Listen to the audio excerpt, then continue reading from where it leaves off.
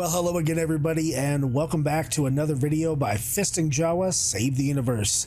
I am Fist-25 and your host on this interesting journey on the comparison of all of the medium fighters in Star Citizen in patch 3.23.1 to be specific.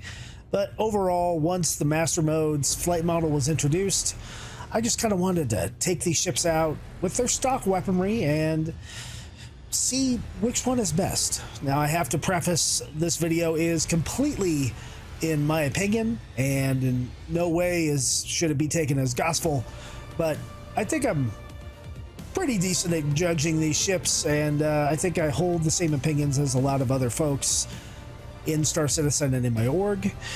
This video may run a little long, so don't forget to look down at the chapter markers below, and you can move to the ship that you want to see, or you can just watch the video in its entirety. It is going to be basically a PowerPoint presentation, but hopefully with a little bit of flair to it, as I'm going to do it all in FOIP and VoIP with some interludes in between using the ships to fight. So thanks for tuning in. I'm going to roll that intro and we're going to look at what ships are in the video.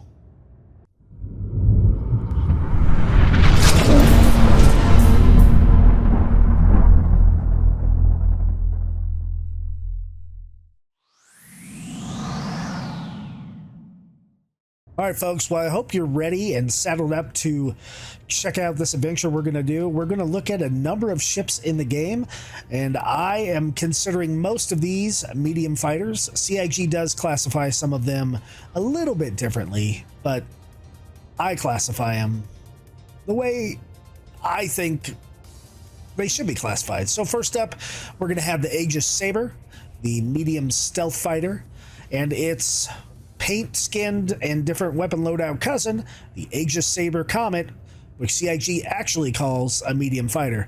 But since they're the same ship, that's why they're in there. Then next up, to round out Aegis, we have the Aegis Sabre Firebird. Brand new ship with 3.23, the missile boat. This is before it gets its update with more missiles and more stealth, so the ratings are based off of that, so keep in mind it is going to change in the very next patch that we are all so eagerly waiting on. Following up, it's the Anvil lineup, starting with the Anvil F7A Mk1 Hornet. One of my favorite ships in the game, and kind of an oldie but a goodie. Following that is the ship that's right behind me up here, the Anvil F7A Mk2 Hornet. Brand new with patch 3.23 and part of the Overdrive initiative, and yeah, it's a good ship to fly. Check out the video I did comparing both F7As, Mk1 and Mk2, against each other. Following the Mk2 Hornet is the Anvil F7C Mk1 Hornet, the oldie Hornet, been in the game a very, very long time and still one of the mainstays of the medium fighter class. Following that is the F7C Mk1 Wildfire. Is it more than just a paint job? It is a little bit of a different weapon loadout as well, and we're going to put it up against basically the Mk1 Hornet. Following that is the Anvil F7C Mk2 Hornet. Pretty much a brand new ship. It just came out not too long ago. It has some very interesting paints to it, and the performance, and it's very similar to the F7C Mk1. We'll get into it. Rounding out the Anvil class, we have the F7C Hornet Ghost, and as some of you who are stealth nuts may know, the Ghost took a debuff, and it doesn't actually have stealth reduction as it should, so that will affect its ability to be a medium fighter, but hopefully CIG fixes that in a very soon upcoming patch. Following up the Ghost is the F7CR Hornet Tracker, the ship without a purpose, because there is no actual gameplay for long look radar right now, and yeah, that's gonna affect the ship, especially with its stock loadout. And lastly, in the Anvil lineup, we have the Anvil F7CM Super Hornet, the two-seater Top Gun variant of the Hornet. It's pretty fun to fly, it's pretty fun to do stuff with, but really you got to bring a friend to maximize its capabilities. Next up is two Drake ships. I think everyone can agree that the Drake Cutlass Black is a medium fighter and a medium freight ship. In fact, that is exactly what CIG classifies it as.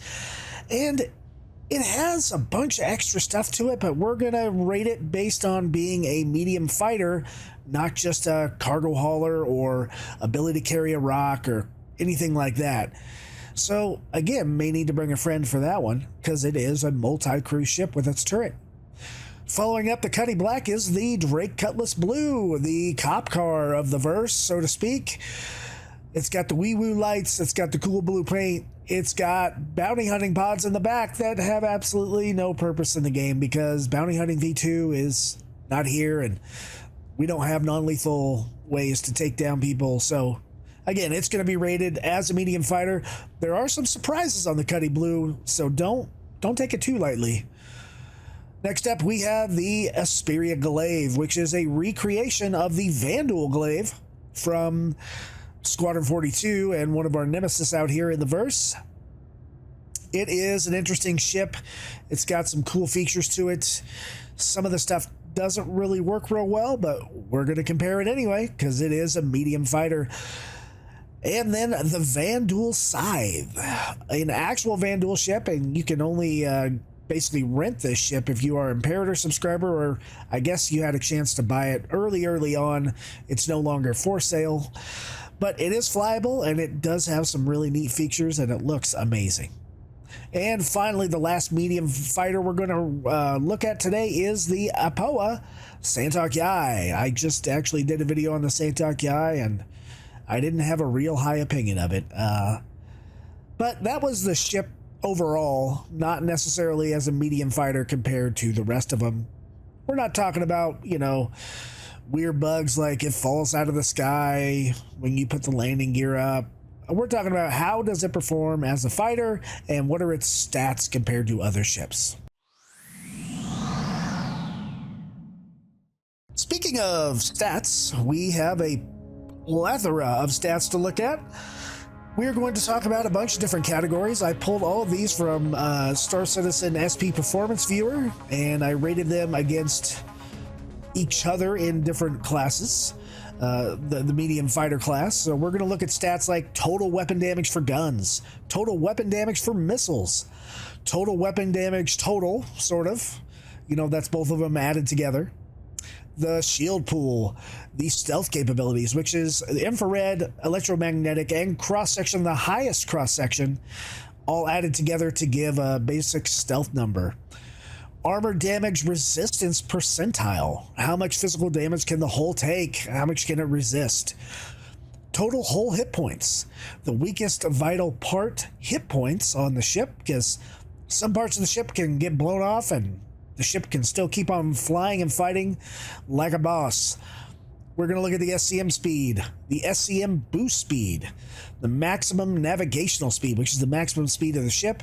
It's also kind of your runaway speed if you need to go recharge your shields.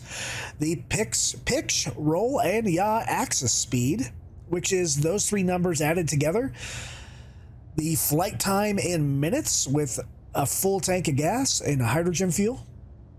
The quantum fuel tank size, how far can you quantum, how long can you quantum type of stuff. The X Factor-ish thing is the cargo grid, how many SCU can it carry. It doesn't play a huge factor in medium fighter comparisons, but if the ship has multi-roles, then that should give it a little bit of an X Factor. We're going to compare how much the ships cost for in-game Alpha UEC. Some ships actually you can't buy in-game yet, but you will be able to one day, so if that really didn't factor in too much, but if there's an NA there, that's why. And finally, the X Factor, which is kind of the things I came up with when we're flying with it, fighting with it, testing it, and just in general things about the ship. And then we're going to actually give the ship a grade on an A to F scale. And at the very end, we'll go over the winners on each grade, and from there we'll hopefully you agree with me and hopefully you learned a little bit of information. And with that, let's go to our first ship, which is the Aegis Sabre. All right, folks, so we are here in Arena Commander testing out the Aegis Sabre. And we're gonna see how it does in a fight. I don't even have the stealth turned on, which negates some of its best abilities. But I guess we're gonna see how it does. So I'm gonna launch a couple missiles right away. I'm gonna switch to the other ones, but try not to use them right away. Oh, this guy is shooting me. Looks like the missiles didn't hit. Surprise, surprise. And I'm losing. Okay. Oh, I'm in the ramen scam mode. I need to really fix that. Like, why didn't I have any pips? The nice thing about this ship is all the guns are the same, as they are laser repeaters, so they all have the same pip because they're all the same speed. That is pretty nice. We're going to see if we can lock on this guy. We're going to shoot both our missiles at him. Boom. All right. It does have some pretty slow boost speed. I don't know if those missiles are going to be able to hit this guy. Its SCM speed isn't great either. Looking at it turning. When I'm fighting a Reliant Tana, who's doing some weird stuff here. Don't fly into the station, buddy. Someone else is shooting me. Shields look okay. I don't like the way the Sabre turns, to be quite honest. He is shooting my wingman, though, which is kind of a benefit of having a wingman. And you gotta remember, these videos are for the average player. They're not necessarily dogfighting instructional videos. I'm just trying to test out the ship.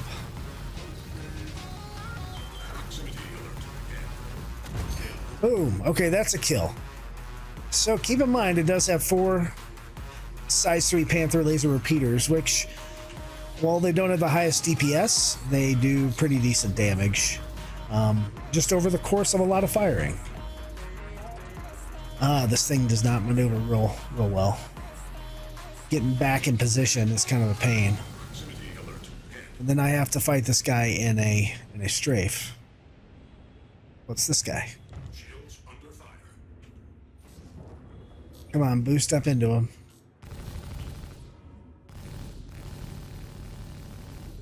I am using mouse and keyboard on all these videos just because I don't know what kind of sticks people have. I don't really want to give myself an unfair advantage. So I assume everybody has a mouse and keyboard if they're playing Star Citizen. So that's what I'm using. A little far away for that shot on the Aurora. I do like the new hitboxes, but sometimes they can be a little bit overwhelming. Alright, should we go head to head with him? Alright, he's done. That was satisfying. Alright, should we go into precision targeting mode for this guy? I don't know. Let's see. I'm afraid I'm going to run into something. Looks like another Aurora. Maybe. If you don't know what this is precision targeting mode. I am firing slower, but my gimbals are a little more in tune with the target, and I have a zoomed in view with other data on my HUD, but I don't have a pip. So it's kind of hit and miss. It's really good for bigger ships, so I'm going to leave that mode because I don't know what he's doing to my shields. Feels like he's further away, but that Aurora is so small, and it moves pretty good too. We're going to review the Aurora LN when we do the Light Fighter video. Okay, I'm already out of ammo on that. Recharge was really quick though. Not that many shots. There we go. All right. 0 contacts remaining. All right, so let's go ahead and move on to the review of the Aegis Sabre. Well, hey folks, so we are here inside the good old Aegis Sabre, and well, it's not as good of a ship as I was hoping it would be, to be quite honest with you. It does have best in class, as far as the medium fighters is concerned, stealth capabilities. It is a stealth fighter by nature, and it is good at being a stealth fighter. Its total IR EMCS rating is among the highest of all the medium fighters at 12,625. It also has above average maximum navigational speed, which will let you get out of the SCM speed and kind of run away a little bit and recharge your shields and then come back into the fight. Besides that, it has one of the slowest, if not the slowest, SCM speed out of all the ships in the medium fighter class. 206 SCM is pretty slow for something that probably should be faster, considering it is made to be a fighter. It also has below average and poor stock guns. The guns are just kind of underwhelming, and that is stock. Okay, you can change around your loadout here, but we're going over the review of the stock guns, and the repeaters just don't have it compared to the stock guns of the other ships. And there's only 4 of them. There's also poor stock missile loadout, which is kind of odd for a stealth fighter, because the whole point of stealth is to get in there and be stealthy, and so you're not seen, launch a whole salvo of missiles, and then go in there and mop up the rest of the enemies that you were targeting. So not happy with that. Even though they are size 3s, there's very limited quantity. I guess you could up the game with some size 2s. It also has poor SCM boost speed of only 480 SCM boost. That is below average compared to the other fighters. So getting around and out maneuvering the other fighters, your enemies that you're trying to get to, is going to be a challenge in the Aegis Sabre in this patch, at least. It also has below average pitch, yaw, and roll speed, which kind of goes along with that poor SCM boost speed. It doesn't turn quite as fast, and compared to the other ships boosted, it's not going to do real well. It also has a poor flight time with hydrogen fuel, which is kind of surprising. You should get about 30 minutes of flight time with it. Well, that's enough to do a couple missions. I would expect a ship of this size to last a little bit longer, I suppose. Other than that, it's average in quite a few categories, like the shield pool. It's got size 1 shield, so it's 3,000 in the shield pool. It has average damage reduction of 50% physical damage reduction. It's got decent total hit point pool of 23,000 hit points. Its weakest vital part is about 4,000 hit points. It's got a decent sized quantum fuel tank, 613, nothing to write home about, but it's got no cargo, and it has a good price in the game if you're going to buy the ship in the game, for about 4.5 million alpha UEC. Overall, for the Aegis Sabre, I'm giving it a grade of a B-, because it does good at stealth, but it's missing the other aspects of the stealth fighter that it should have. All right, on to the next ship. All right, folks, so here we are at the Broken Moon map with the Aegis Sabre Comet. So it does have laser cannons installed instead of the 4 laser repeaters that the Sabre has, but it does have pretty much the same movement. Okay, let's get our bearings going here. It has ballistics in there too. It has a shotgun, which is interesting.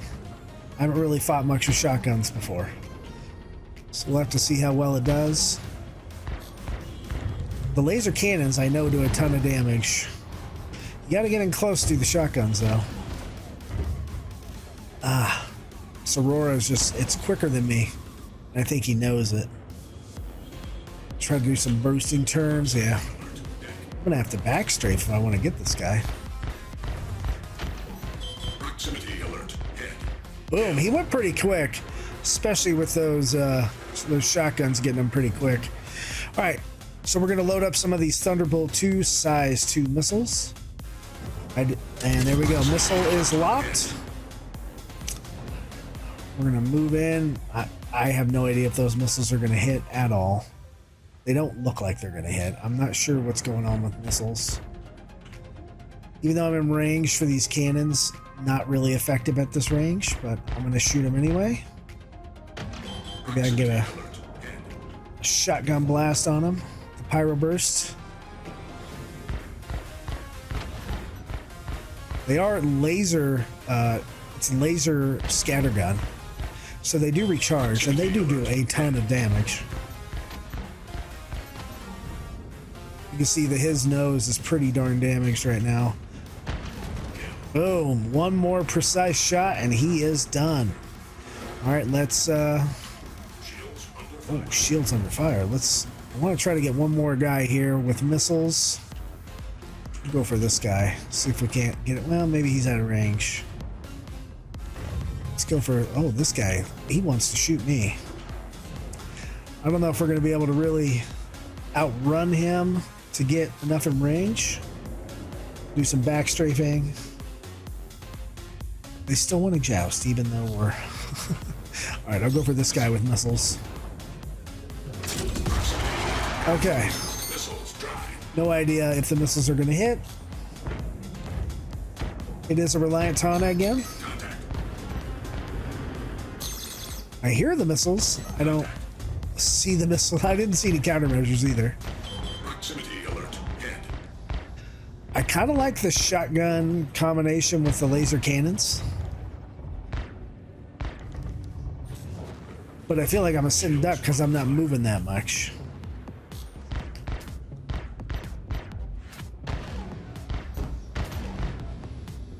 Oh, I just don't like the way these ships move, I guess, is the big thing. And now he's just standing there. Okay. Well, shotgun blast to the face. Moving on to the last guy. It looks like an Aurora. I think I'm going to be fighting a lot of these. The ship doesn't even sound that good, to be quite honest.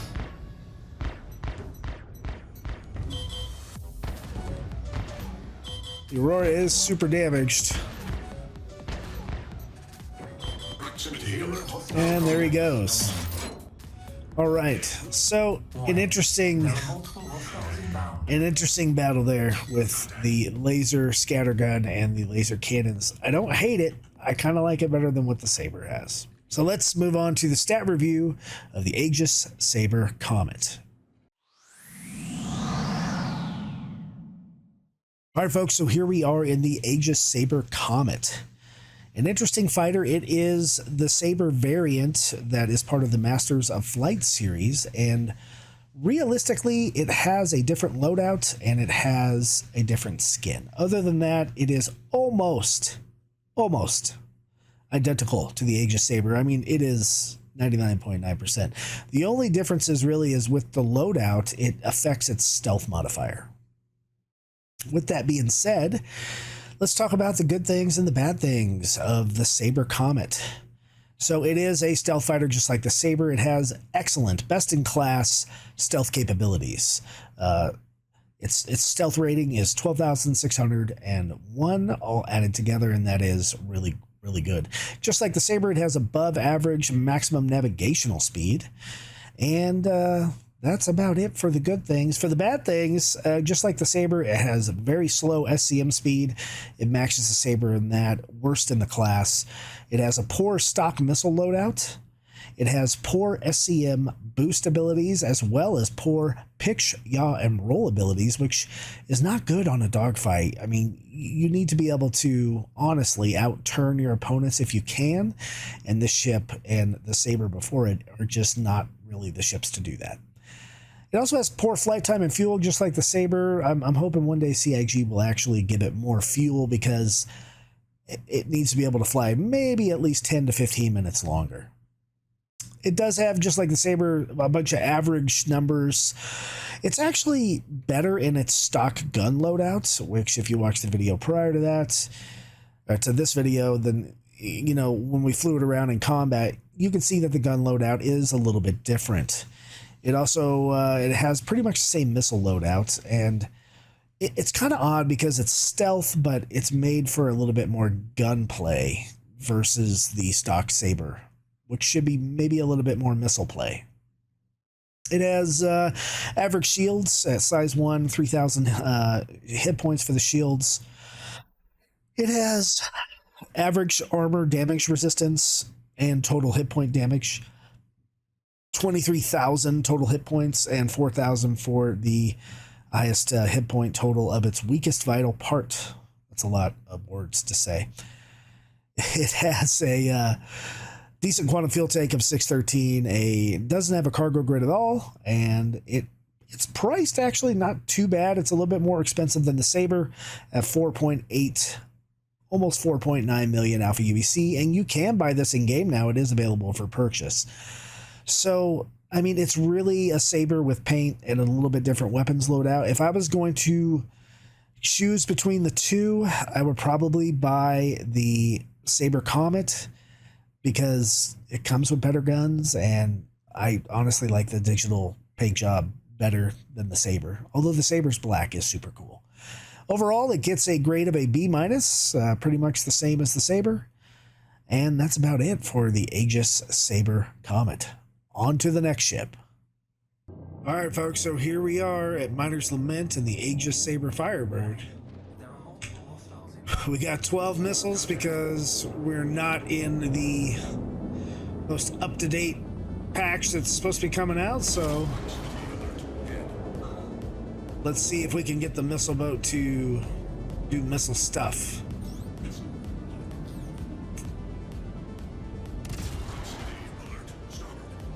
So the missiles do come out from below us, and I don't know where these missiles are going.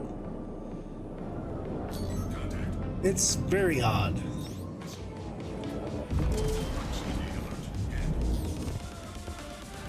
Those hit for sure. But did I need to be going in burner to do that? I don't know. Anyway, the Aegis Sabre Firebird, it's a pretty fast ship, but it's got only 2 mantises as a stock weapons loadout. So that is a lot of fun, just blowing that guy away with a lot of ballistics. I don't love this map. All right, let's try the missiles again. And we'll try the burner one more time. See if that actually hits the guy. I actually have missiles finally hit. The good thing about this ship is that it is quick. It's not very tough though.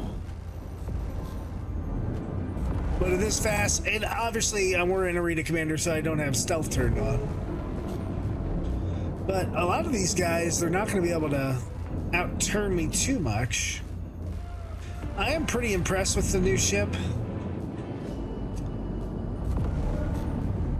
Although flying around all these asteroids, woo, it can get a bit tedious. Come on, don't blow through all your ammo. If I were to, I do have this ship in game, but if I were to recommend anything, it would be to probably swap out to ballistic cannons or laser cannons. You see how much this Tana has taken? How many rounds? That's a lot. And granted, I did have some spread. Is he still alive? Oh my god. Oh, I can't shoot missiles at him. Too close. Too close for missiles. Switching to guns. Finally. Oh my god, that took forever. Alright, let's go for the big load of missiles here. Afterburn. Launched all 4. Missiles trying, they're way over there. Who knows if they're gonna hit? Probably not. I feel like missiles actually work better in PU than they do in Arena Commander. Maybe it's the code in Arena Commander, I'm not sure.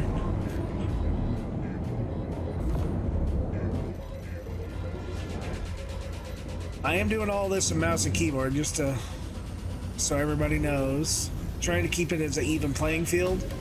And I think it's fair to fight in mouse and keyboard as well.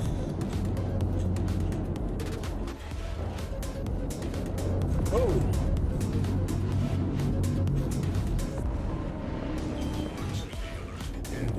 was a little quick, the little Aurora.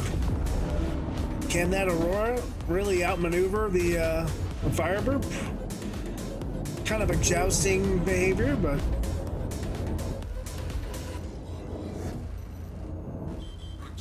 he seems to finally be. Well, I thought he was taking damage. Maybe he's not. And I'm gonna run dry of ammo. That's, I guess, the biggest problem with the Aurora is the longevity. Being able to be in an extended fight once you run out of missiles.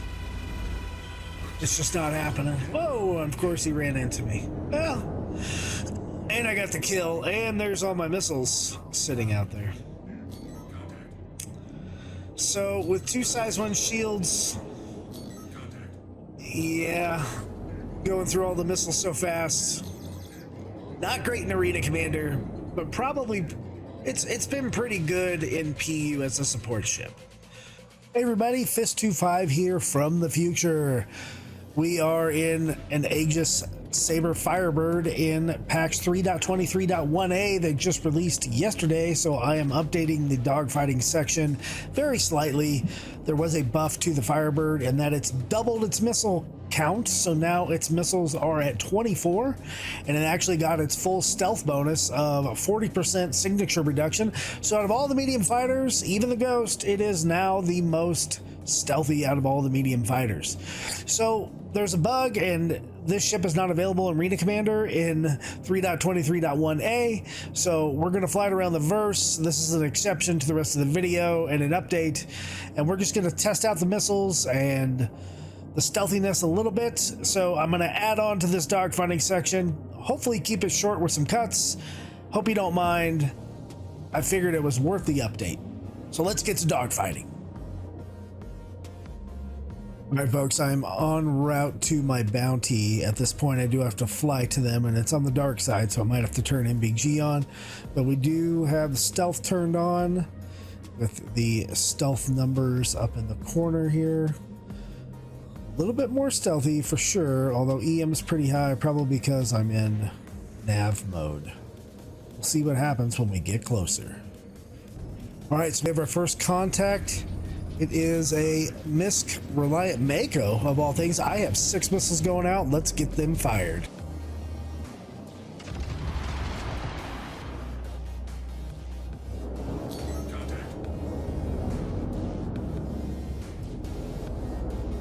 Still have no idea if missiles are working. With 24 total missiles, that is pretty crazy. You effing thing. Oh, got a kill though. Missiles actually work, except missile locks don't work great. Let's see if we can backstrafe and get more missiles on this guy. So we fired a total of 18 total missiles. They hit something. Let's see if we can finish them off with our size 3 Mantis ballistic Gatlings. Woo, and he's gone. Still got a lot of missiles out there.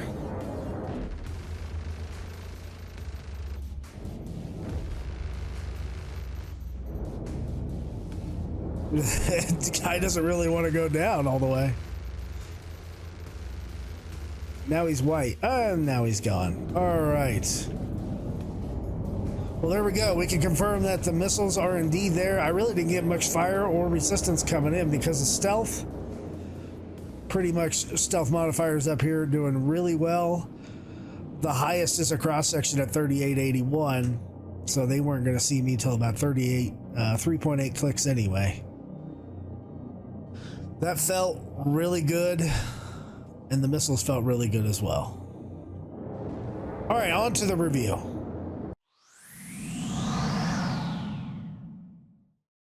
All right, folks, so here I am sitting in the Aegis Sabre Firebird. It's actually quite a loud ship, but I guess that's part of the new sound effects for the different ships in the game, and that's fine. So the view is a little bit close, so you get a real up close personal of a good looking avatar, if I do say so myself. Anyway, let's talk about the stats of the Aegis Sabre Firebird, a brand new ship from Cloud Imperium Games. Some of the good things about Firebird, it is the missile master. I mean, it does a ton of damage with the missiles it has and its loadout. Significant damage, right? I didn't do a whole lot in Arena Commander, but I have done a lot in the PU, so I don't know if the missile code is different or really what the deal is with it, but I just haven't had a lot of success with missiles and Arena Commander. But missile damage, I mean, we're talking 39,000 plus with all 12, and it's supposed to get an upgrade in 3.23.1a. And in that patch, it's supposed to double the missile size, so go from 12 to 24, which will really make it a very impressive ship. But on the flip side of that, you got to talk about the good with the bad, and the stock weapon it comes with are those Mantis GT220s. And while the ballistic Gatling is cool, it is very ammo limited. So when you got to go up against 4 or 5 ships, you know, you're going to blow through your ammo pretty quick. That's why I think having more missiles is key to this ship. So the stock guns are weak. I think that is a downside, and the total damage of the stock guns is only about 1,000 DPS in total, on par with the worst of the class on total guns damage. I think there's only one ship that's worse, stock, and this ship only has 2 guns, very much like the Sabre Raven.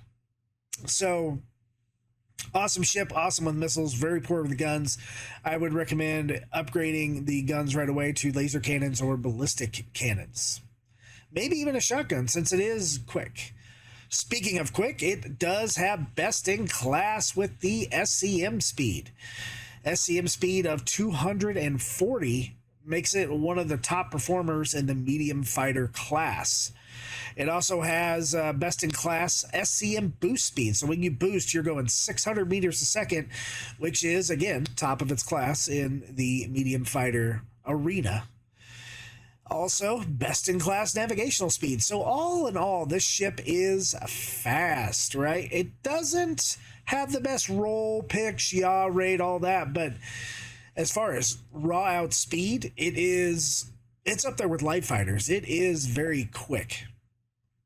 Above average stats for this ship. It is a stealthy fighter. It did not get a full stealth bonus in 3.23.1. Unfortunately, I believe it got only a 20% stealth upgrade or stealth reduction, and it's going to get another change in .1a patch to get up to 40% stealth reduction to be on par with the Sabre Comet, the Sabre Raven, not the Ghost, but we'll talk about that a little bit later. It also has above average flight time. Because it's a small ship, doesn't have a lot of mass, it has a decent fuel tank for hydrogen, and it can go about 53 minutes on a single tank of gas. So we already talked about the good stats here, and the worst stat being the stock guns. It does have below average hull hit points. Of course, it's a small ship, and I think that's understandable. The total hull hit points is 15,500, and that's not the worst, but it is far from the best. It also has the worst in class to go along with the whole hit points, the worst in class weakest vital part. So this ship, if it's picked apart correctly, it'll go quicker than the other ships. It has poor quantum fuel, only 583 liters of quantum fuel, and it comes default with a stealth drive. So I get it, it's supposed to be stealthy, but you can't go very far without having a need for gas. I would recommend upgrading the quantum drive right away if you have this ship. Some of the average stats, it has average shields, I believe 2 size 1 shields, so 3,000 shield hit points, pretty average. Average armor penetration damage resistance bonus of 50%. It has just an average pitch, yaw, and roll speed of a 252 is my number, and it doesn't have a cargo grid.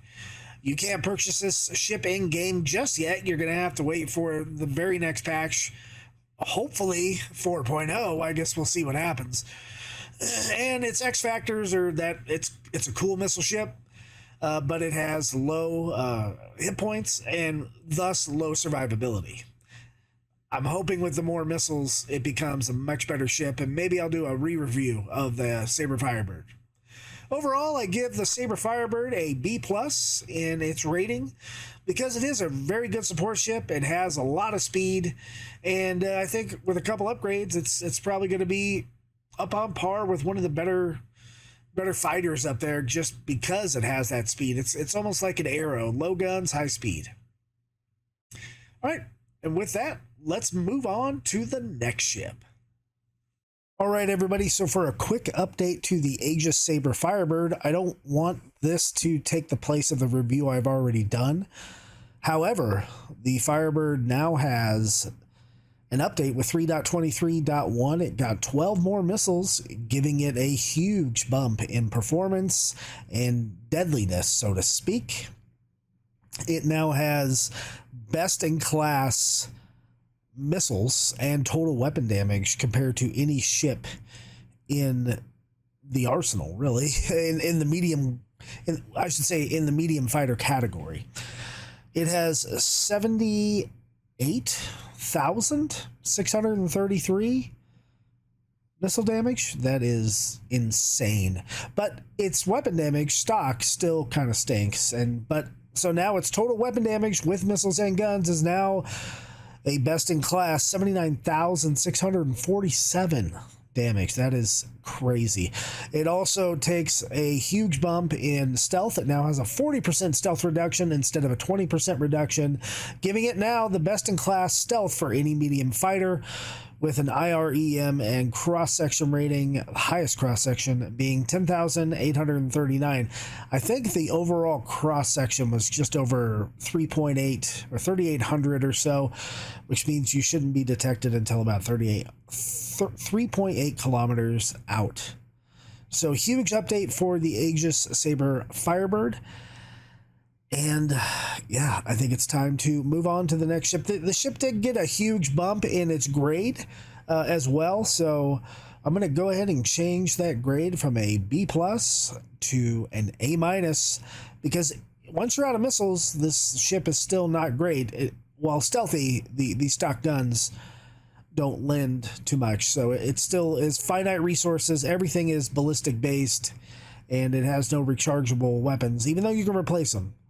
I'm still going to mark it down a little bit for that. So A- for the Aegis Sabre Firebird. Fist out. All right, folks, so here we are in the Anvil F7A Hornet Mk1, doing some pirate swarm at INS Jericho. There are multiple hostiles inbound. All right, our bad guys joined us. Let's go to some missiles. This has some size 2s and some size 1s. And of course, there we go. Fire those missiles out. Not sure if it's going to hit. All right, too close for those. Let's move into gun range. Look at how far those pips are apart. Make the pips a little bigger, I guess. This is a Reliant Tana.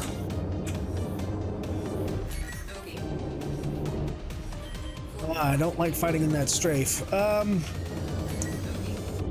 just did a video about this ship compared to its newer rival ship, the F7A Mk2, and the Mk2 actually scored better than this ship did, but not by much. This ship is still a ton of fun. Ooh! See, this ship actually turns really well. I'm gonna have to fight in this downstrafe. It has 284Bs on its wings, which are size 4 ballistics. Yeah, that thing can't stand against me in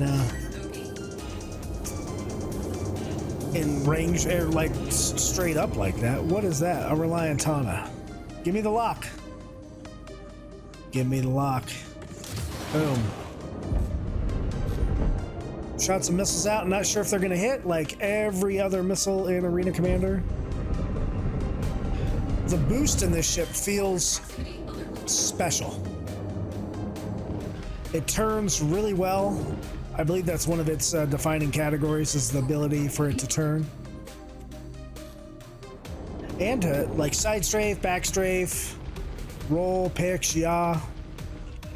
And the weapon loadout on this ship is pretty on par. I mean, it's fantastic. Oh, I overheated my guns. I feel like this guy should be dead by now. Okay, he died quick though. Let's try to get some more missiles out. Let's do some marksmans. We'll backstrafe it.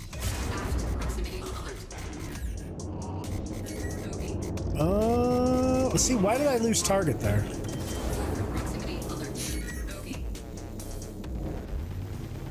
Okay, so for as far as laser guns, this thing has all laser repeaters for its loadout. It has 2 size 2s on the chin turret, and it has 2 size 2s on its ball turret. That is a little different from the F7A Mk2, which has size 3s, I believe. On, did I get that wrong? It has size 2s on its, so the F7A Mk1 has size 2s on its nose turret, and it has size 3s on its ball turret. The Mark II has size 3s on the nose turret, which makes it a little bit better, and they're actually cannons as a default loadout versus what we have with this, which the repeaters are fine, they're just not that great. Why is this guy disappearing from my radar at 1.5 clicks? It does have size 1 shields. It has 2 of them. Pretty on par with everything else in this class. It's just this weapon loadout is kind of insane. Boom. And that was actually pretty darn quick. I have no idea if any of those missiles actually hit. So with that, let's go to the stat review of the F7A Mk1 Hornet by Anvil.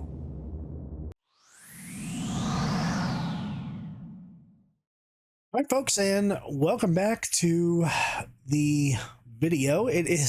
We are sitting inside an Anvil F7A Mk1 Hornet with its fancy green paint exterior. This is kind of a special ship, and certainly not a lot of these around in the verse, at least in Star Citizen right now.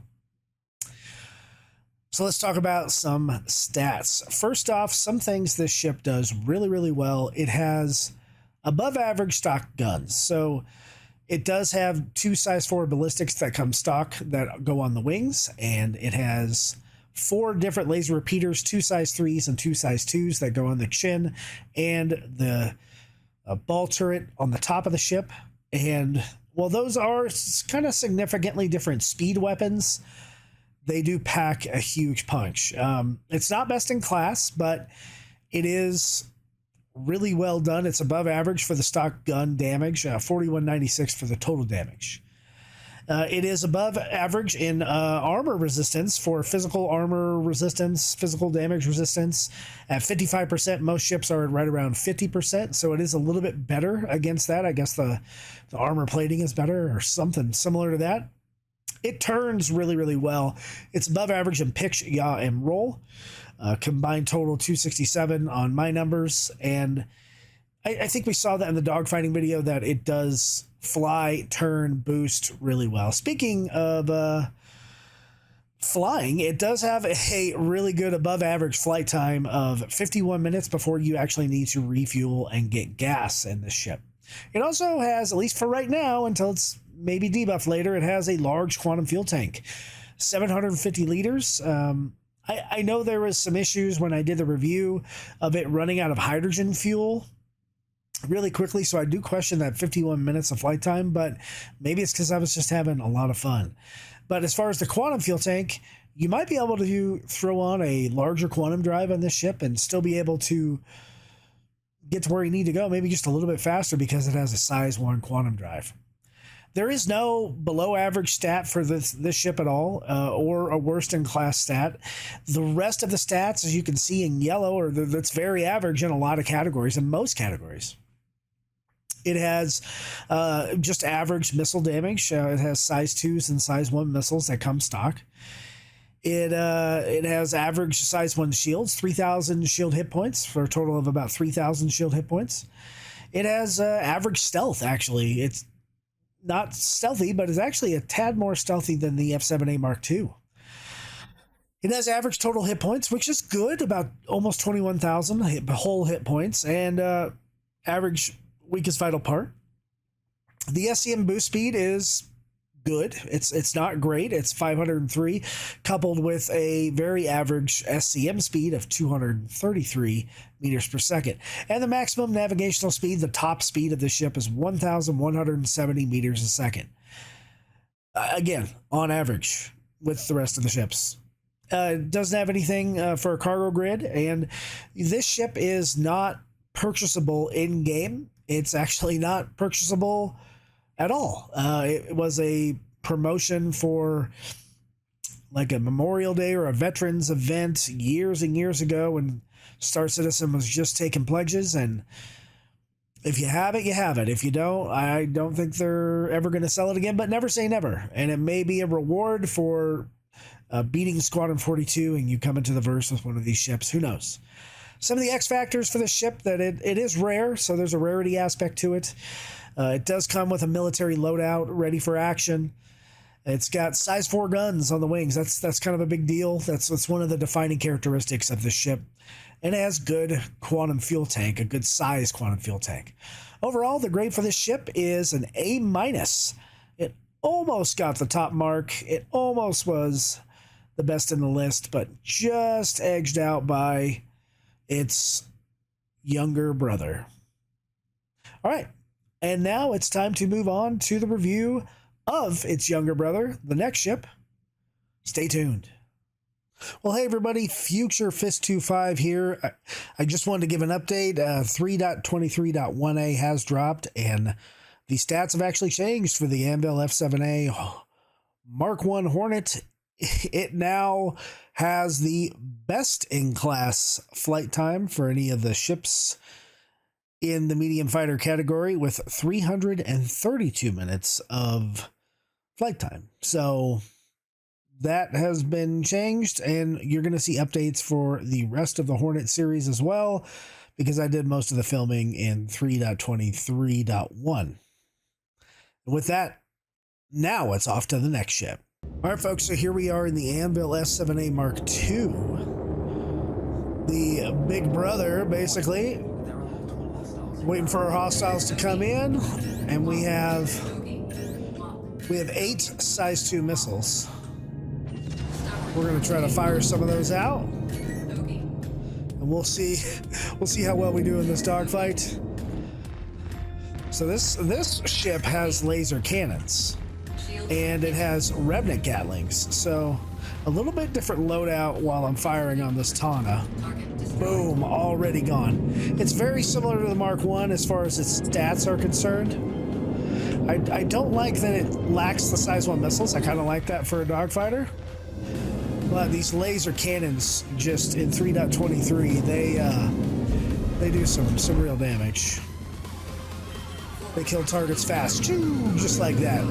Stock loadout, this thing is a beast. Looks like we're not going to get missiles on this guy. See how much closer the pips are together too? At least in that instance, they were much closer together. This ship flies really well. It's got a little bit more of a modern and updated look, and he's already gone. We have one more target. This may be the fastest review we're going to do of a dogfight, at least. Let's try to get some more missiles out. We'll launch 3 if we can. Oh, did I lose target lock, or did he go? No. And 3 missiles out. Let's see if any of them hit. Aurora LN, probably not. I expect them to hit, but you know, they're not going to. But look at that Aurora, that poor Aurora. Do you even really stand a chance? I'm side strafing, and he's already gone. Wow, those Omni Skies and the Revenants are special. All right, so let's talk about the ship stats of the F7A Mk2 Hornet.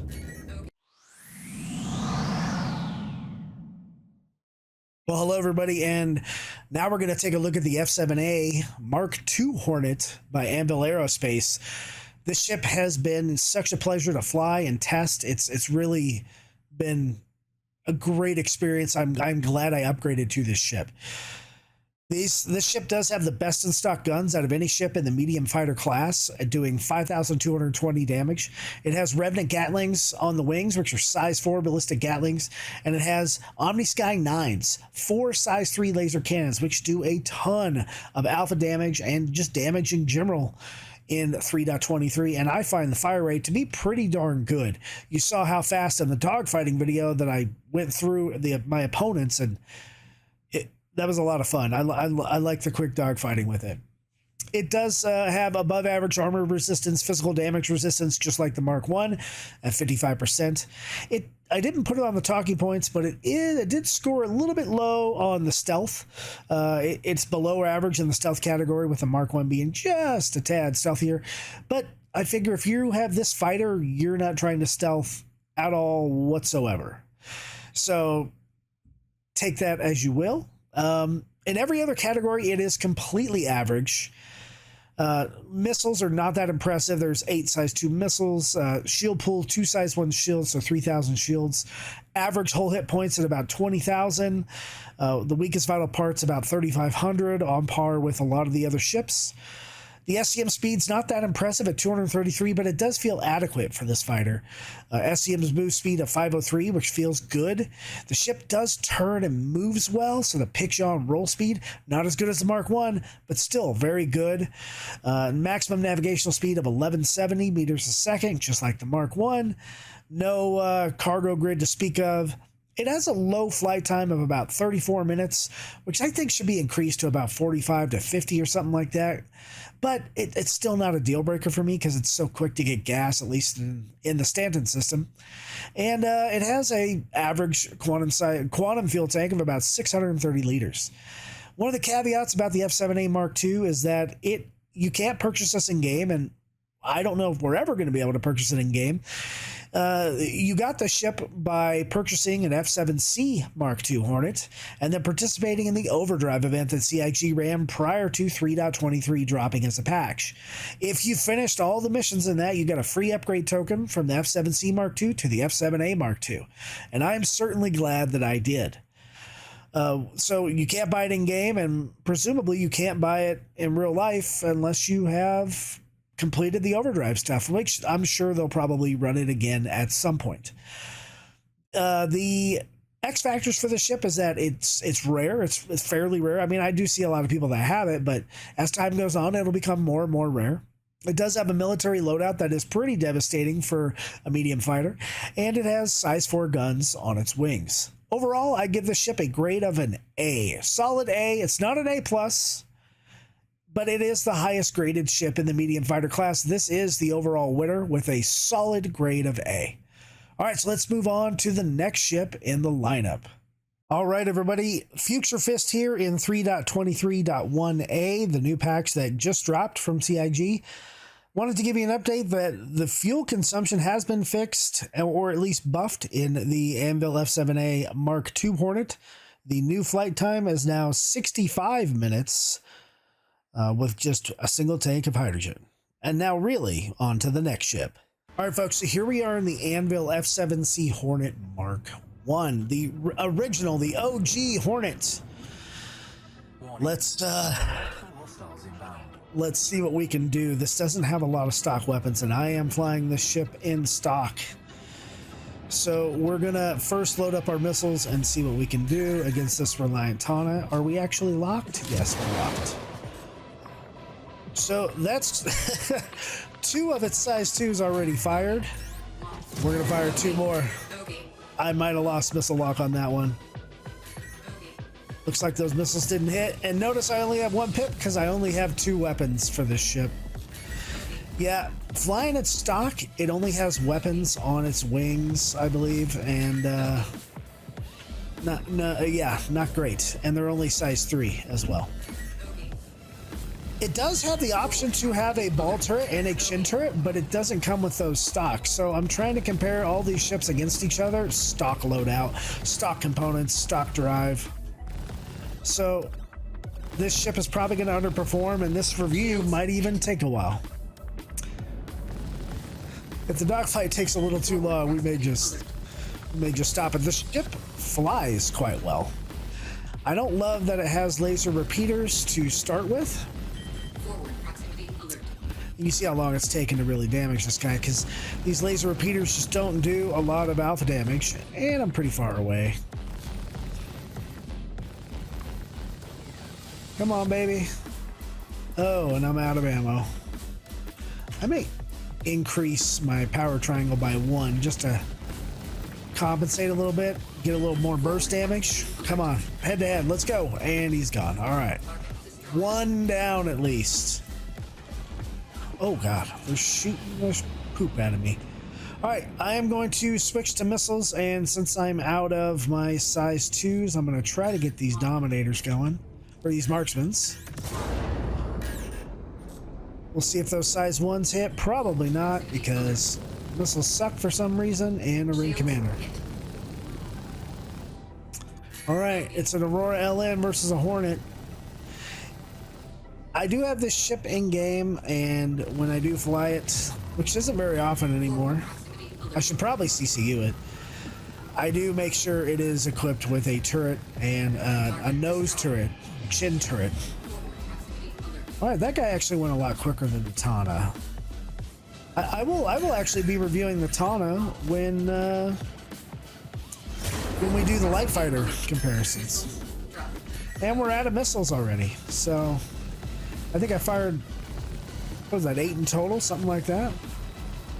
These size 3 Panthers on the wings, I mean, they're not horrible. They're consistent, they're fast. And that's nice. I don't know why I'm like redding out there. I'm barely going a decent speed. You see, I'm just sitting here firing on this Tana. And there he goes. Did he actually go? There he goes. I must have done enough damage to disable him or something. So I know I'm firing out of range typically, but trying to end this review as quick as I can. Ran out of ammo there. Maybe I'll increase my guns 1 more notch on the power triangle.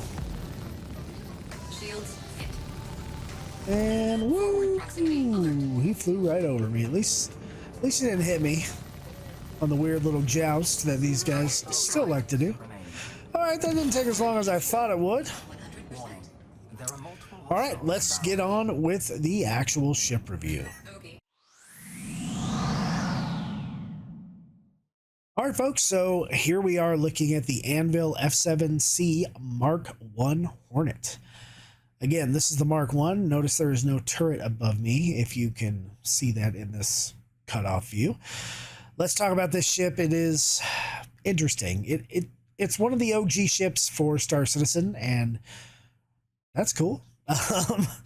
Its stock guns loadout is one of the worst statistics of this ship. It just doesn't come with a full complement of guns right off the bat, and since we're comparing stock to stock, yeah, it has the worst stock gun loadout in the class of the medium fighters at only 1,000 damage that it can do. It's easily upgradable, but you know, stock to stock, it's not good.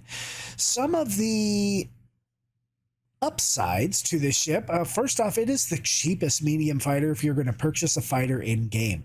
It goes for 2.9 million alpha UEC, and I think that's pretty affordable for a lot of people. It used to be cheaper, but you know, prices did go up. Not quite sure why, because it takes a long time to make 3 million alpha UEC, but if you want a fighter, I guess that's what you're going to pay if you want a cheap medium fighter. It also has the best in class pitch, yaw, roll axis speed of 282. Why that is, I'm not sure. I mean, it could be, I wish I could explain it. Why doesn't the F7A have it? The F7C Mk1 has the best in class. All right, some of the other above average statistics. It has above average armor resistance percentage, just like I think the rest of the Hornet class, 55% physical damage resistance. It actually has cargo. You can do cargo missions in the ship. You can't do a lot, It is a 2 SCU cargo, and I believe that's the reason that the turret is not installed on the top. It has that big box storage module. I do believe you can open it on the side panel where you get in the ship, and then you can use your tractor beam to move a box. It'll fit 2 SCU. You can either buy some stuff and it'll be loaded up there, or you can tractor beam some stuff up into that little panel. So what is it poor in besides the guns? It is also poor in its missile loadout. You saw in the dogfighting video, it didn't do a whole lot with the missiles. They went quick and they didn't do a ton of damage. So 14,000 total damage of the missiles, and in Arena Commander, they don't hit. I've had a couple hit, but not very many. In the rest of the categories, it actually fares pretty average. Stock total weapon damage is actually average compared to the other medium fighters. It has size 1 shields, so that is average. Its stealth, surprisingly, is average. About 19,000 total for all the stealth mods added together. Its hit point pool is pretty darn good. It's towards the higher end of the average range. Its weakest vital part, about 3,500 hit points. It's got a good average SCM boost of 235 and SCM speed of 235 and a boost speed of 507, on par with many of the other ships in this class, and a maximum navigational speed of 1174, really close to the really close to the F7As. The flight time, it can fly for about 46 minutes, which is what I expect the F7As to fly for, and I'm not sure why they don't. It has a upper end average quantum fuel tank of 613 liters, and like I said, a 2 SCU cargo area, and an in-game price about 2.9 million alpha UEC. The X factors for the ship is that it is reliable. I think this ship is reliable and that it's cheap. Other than that, there are better choices in the medium fighter category. Overall, because of its cheapness, which is kind of a big factor if you only own one ship, real life, real money, one pledge, this is actually one of the starter ships in the game. So you could start with this ship, but if you decided to get like a Titan or a Pisces or something like that, this ship is easily obtainable in the game for a cheap price. It could be one of your first medium fighters, and it's pretty cheap, pretty easy to upgrade the weapons and make it a much better fighter. I mean, much better. On par with the F7As. Not quite that good, but close. So overall, it has a grade of a B+. All right, it's time to move on to the next ship. Hi everybody, Fist-25 here from the future in packs 3.23.1a. Just wanted to let everybody know that the fuel consumption has been changed in the Hornet series, and the Anvil F7C Mk1 Hornet, the OG Hornet, now has an above average flight time of 104 minutes. So that is a huge change, and it is towards some of the best time in the class. All right, and now on to the rest of the ships. All right, folks, so here we are in the Anvil F7C Mk1 Wildfire. It's basically the F7C, but with a different loadout. And it's interesting because it's a full ballistic loadout. So that's what makes it interesting. It does have one more gun than the F7C. I'm still trying to get missiles to work. Whoa! You thought those missiles would have hit. I mean, I was firing right at him, he came right at me. So notice it has tarantulas and a Revenant Gatling. It has no chin turret stock, and I would recommend putting one on in game. And it does have a really cool paint scheme. But woo! Look how fast that guy went up with the tarantulas. Man, that was actually really fast. Okay, let's see if those size 1 missiles work. Probably not. I'm not worried about hitting the station in Arena Commander. Why should I be? The ballistics just eat these guys up pretty quick. Boom, gone. See ya. That was really satisfying because the ballistics pass straight through the shields. So when you have the right loadout on there, I mean, I have a fast gun and a slow gun. Look how fast that guy went. Other than the basics here, this thing is an F7C Mk1. flies just like an F7C Mk1, which is good because that's a good ship. It flies really good. Proximity alert. Still trying to get missiles to hit at some point. Okay, there's our pips. I'm curious to see once we're done here what our ammo count is. That is the downside, is none of the weapons have rechargeability, and thus you can only stay in a fight for so long before you have to rearm. So that kind of Weapon system overheating. weapons heat. It kind of takes away from Warning. Weapon system overheating. being able to stay in fights longer or stay out and do multiple dogfights. Warning. Oh, this Tana took some damage. And that was it. So I'm not even halfway down on my Tarantula 3s, and I'm almost halfway down on my Revenant. So easily, I think 10 ships worth, small ships worth, you can fight. Bigger ships, you're going to run out of ammo. But those Tarantulas do an enormous amount of damage. That was fun. Let's take a look at the actual ship review on the F7C Hornet Wildfire Mk1. All right, folks, so let's talk about the F7C Mk1 Wildfire by AML Aerospace. First off, it is an F7C. It's got cool red paint, and it has a interesting loadout, different components, but mostly different guns. It has a full ballistic loadout stock, one Revenant size 4 Gatling on the top turret, and it has for the wings, 2 size 3 Tarantula Mark IIIs.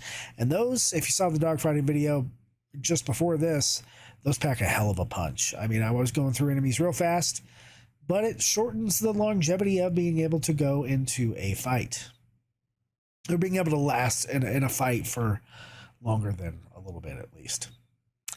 So let's talk about the good things of the Wildfire. It has a best in class, just like the F7C, pitch, yaw, and roll axis speed. It is actually a tie with the F7C because this is an F7C. So that is one really good thing about the ship. That is actually the only best in class feature that this ship has. It has above average armor resistance percentage of 55%, just like the other Mk1 Hornets. Everything else, well, it does have one poor stat. It has a poor stat in missile loadout. Just the same as the F7C, just not real great in missile loadout. It's actually quite disappointing. Not that missiles are hitting an arena commander anyway, but yeah, 14,000 damage in missiles. Everything else, it is literally average in, and that's kind of like the F7A Mk2, very average all around. It's just the Mk2 has the guns. So this ship's guns are better than the F7C Mk1 by itself.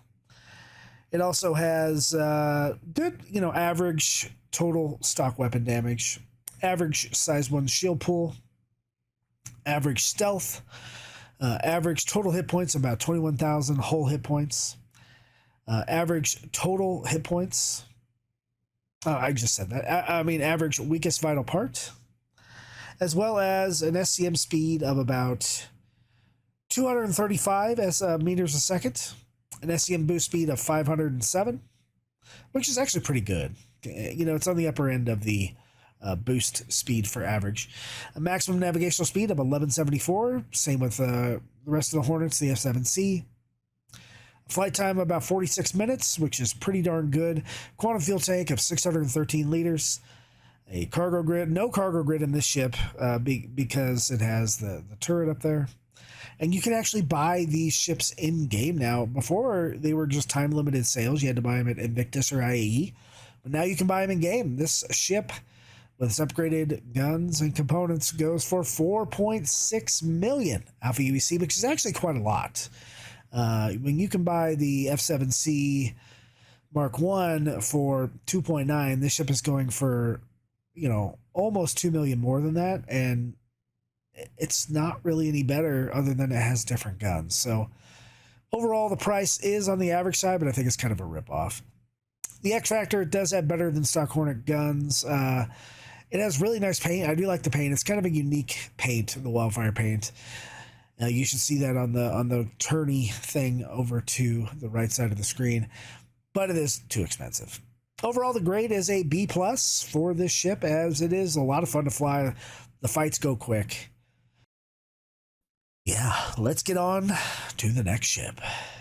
Well, hey everybody, this is Fist-25 here from the future in 3.23.1a, giving an update on the fuel consumption for the Mk1 Wildfire Hornet.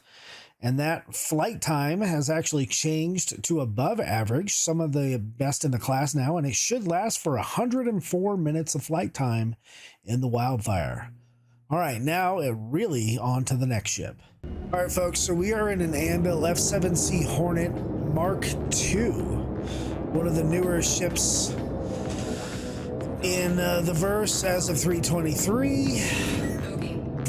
The ship has some serious downsides to it and some serious upsides. First off, let's shoot those missiles off. There we go. Increase the pip size. I'm going to shoot the only guns the ship has tuck, which are 2 Revenants on its wings. The nice thing is, they're size 4s, so they're going to do a lot of damage. But, I mean, even compared to the Wildfire, yeah, I'm not supposed to take down his shields, but I am doing a lot of damage to this Aurora LM.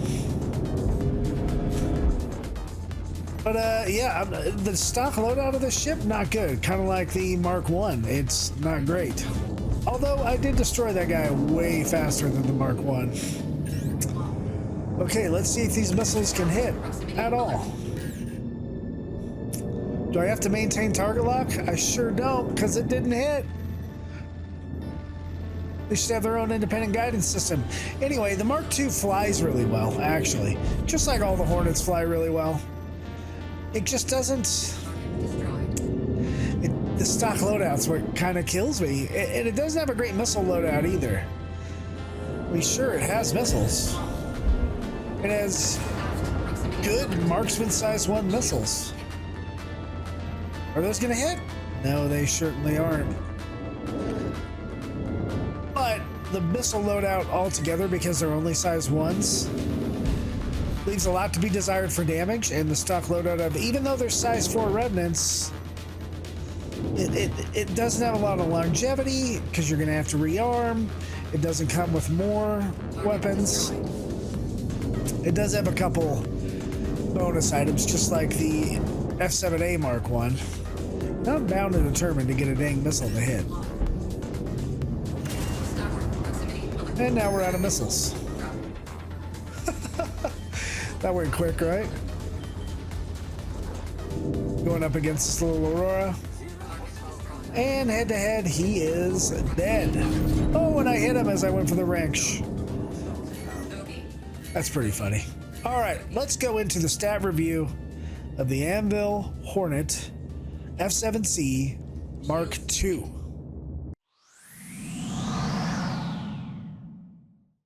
All right, everybody, let's review the Anvil F7C Mk2 Hornet. First off, this ship does not have a best in class of any category. It is above average in its pitch, yaw, and roll axis speed, which is, it's a good feature. It's able to turn really well, especially with boost. It has above average armor resistance percentage, 55%, and it does have a small cargo area. Just like the F7C Mk1, the ship does not come with a top ball turret stock, and that does leave you the ability to put 2 SCU of cargo or tractor an SCU box in there to do a box mission. And you get to that by where you get into the pilot seat. You can open that section of the ship up to be able to tractor things in and out. Other than that, as much as I actually really enjoy this ship and its beautiful color, the baby blue is one of the best colors I've ever seen in Star Citizen. They picked a great choice for that. It really, stock loadout, it sucks for weapons anyway. It has a bad missile loadout. It does have, I believe it's 8 size 1 missiles, but they are just size 1, and those missile launchers are bespoke, and you can't you can't change those missiles. I mean, you can change the missile type, but you can't go up to size 2s. You're stuck with the size 1s, which I don't necessarily mind the size 1s, but missiles aren't hitting right now, so it's been frustrating. Anyway, it's the worst in class out of the medium fighters for the overall missile damage. The stock gun damage, even though it does have 2 size 4 Revenant ballistic Gatling guns on its wings, it is just in the average category at about 2,500 DPS. It overall total weapon damage is also worst in class at 11,641 total weapon damage. That's missiles plus guns. So that's spending your whole ammo counts. You know, with the ballistics, you could easily run dry, and then you're going to have to go and reload.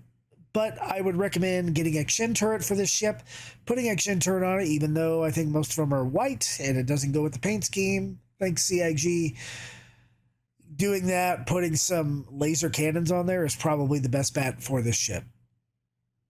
Everything else, literally every other category, is average, much like the rest of the Hornets.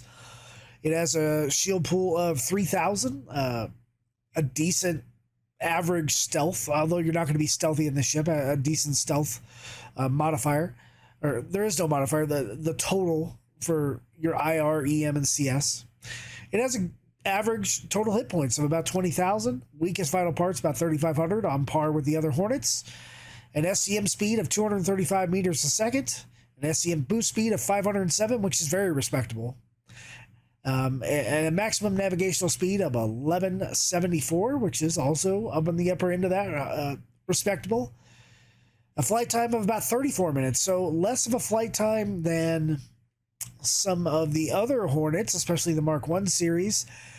But I believe all of the Anvil Hornets are in patch 1A, 3.23.1A, are going to get an adjustment to their boost fuel consumption. So that ought to be something that increase the flight time. This was filmed in patch 3.23.1.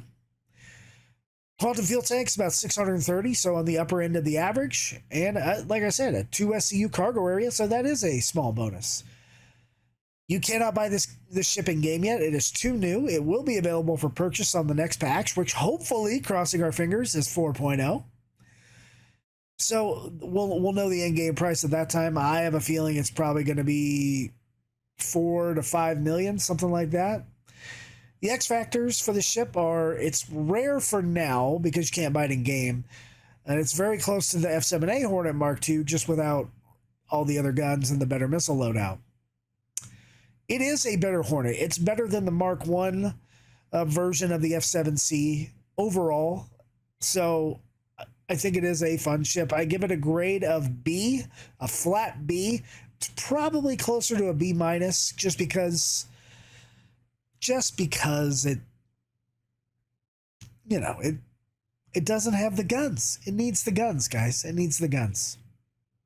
With that, let's move on to the next ship in our review. Hey everybody, Fist-25 here from the future. Wanted to give an update on the fuel consumption of another Anvil Hornet in 3.23.1a. The fuel consumption is in the average category, but it got bumped up to 65 minutes of flight time for the F7C Mk2 Hornet. All right, on to the next ship. Fist out. All right, folks, so let's talk about the Anvil F7CM Super Hornet. I do have one of the B team members up behind me in the turret, and that is Tibbs, and he's going to help out. That's what this ship is made for. It's made for 2 players. It is multi-role. One of the benefits of this ship is that it is multi-role. It does come with all of its weapons filled, right? It has the turret spot in the back, which Tibbs is using that. He can swivel that thing around as a remote turret and kill targets behind me, whereas if it is slave to the pilot, which it is when you don't have a co-pilot, it can only fire forward. So as you can see, we're doing some heavy damage to that Reliant Tana. The nose turret of the Super Hornet comes with 2 size 1 laser repeaters, which is pretty low for its size considering it's a size 3 nose chin turret. The ball turret in that the co-pilot's controlling, or the pilot can't control fire forward, has two size 2 Bagtra laser repeaters. It has, on the wings, it has two size 3 Mantis GT220s. So a mix of laser repeaters and ballistics. It doesn't have a great missile loadout. It only has 8 size 1 missiles and it comes with stock. But you can swap out the launchers for different missiles, whereas if you wanted to put size 2s on theirs or size 3s, there's 2 size 3 missile hardpoints on the ship. It's very average in most other categories. It has size 1 shields, 2 of them, like most of the Hornets. And as you can see, with all these guns going here, I mean, it's not the amount of guns like a Cuddy Black has, but it does okay, and it still flies okay because it flies similar to any of the other Hornet series. The benefit is, though, if I'm trying to do some pilot stuff and it's, you know, Top Gun time, my co-pilot or my backseater can also help out and fire at someone that's trailing us. Boom, and there we go. We got that guy. I wish I could get missiles to work correctly in Arena Commander. And it looks like we're going after the last guy here. See the co-pilot's going after him as I was moving over to my missiles and checking if I was in range. Shields hit. Trying to make a decent turn there. Stay with this this Aurora LN. Forward proximity alert. He's still these CPU enemies move around. Oh, and it looks like we may hit the station. Yep, we Destroyed. definitely hit the station and lost a weapon system. That was my fault as a pilot. Low. So let's make sure we can take this guy out. Forward proximity alert. Here we go, and there he goes. So he is down. That did take quite a long time for the Super Hornet to get the kills. Let's talk about the review for the Anvil Super Hornet. All right, friends. So now let's take a look at the Anvil F7CM Super Hornet. Well, first off, this ship is, well, not super great. It has some large downsides to it, so to speak. We'll go with what works well for now, at least. It has good pick, shot, and roll axis speed, just like all the rest of the Hornets of the series. 271 is the rating. It's pretty darn good in pitch rolling, yeah. It is above average in armor resistance percentage, just like all the rest of the Hornets at 55%. And one of the big benefits of this ship is that it is a multiplayer ship. It is meant to have 2 people in the ship. One of them is the pilot, who controls quite a few pilot guns. And one of them is actually just, I mean, I'll call it a RIO, a radar intercept officer, like we would have in a F-14 Tomcat or even a 2-seater Hornet. But realistically, most of the time they're going to end up as a gunner. And they can control the top turret and move that whole thing around as basically a remote turret. So that is the benefits. Unfortunately, there's quite a bit of downsides for the Super Hornet itself. It doesn't have a good missile loadout. It's a pretty poor missile loadout. You probably saw that in the dogfighting video. Total missile damage is 9,121, so it is one of the worst in the class. The total damage of all the guns and missiles together, the guns themselves, including the remote turret, which can be used by the pilot if there's no one in that seat using it. It's just they can only fire forward. The turret doesn't move around, so that is the benefit of having another player. You can shoot someone on your tail while still shooting someone forward. But those guns all together, very average damage at 2,140. And giving it a one of the worst in class total weapon damage of 11,261. It has poor maximum navigational speed, which is odd for a Mk1 Hornet. It's towards the bottom end of the range, not the worst, but it's 1,166. And it has a poor flight time of 27 minutes before it runs out of air, which is not great. So it's very average in other categories like the shield pool, size 1 shield, so 3,000 shields. It has average stealth. Total hit points is about 20, almost 21,000, about 20,900. Weakest vital part, again, 3,500.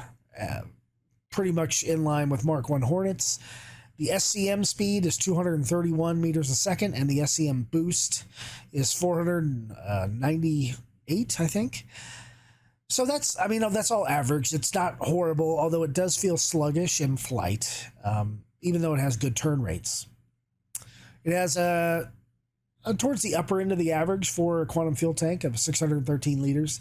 It does not have a cargo grid, so it is made for the two-person dogfighting, if you will.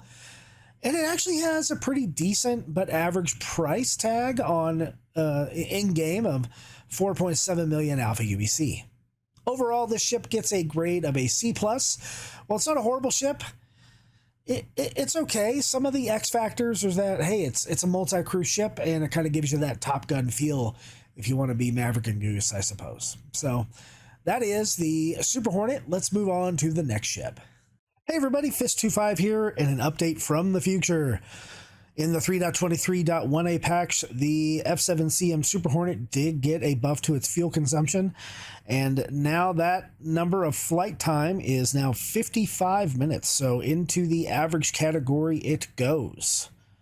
All right, that is about it, and on to the next ships. Fist out.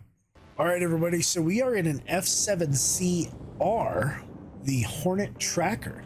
This is actually the scanning ship for Star Citizen, even though scanning isn't a thing. So it's kind of weird.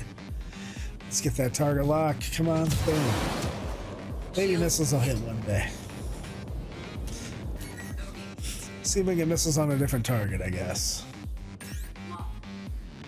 Fire, fire, fire, fire. So one of the things about this ship is that it has more guns than the F7C.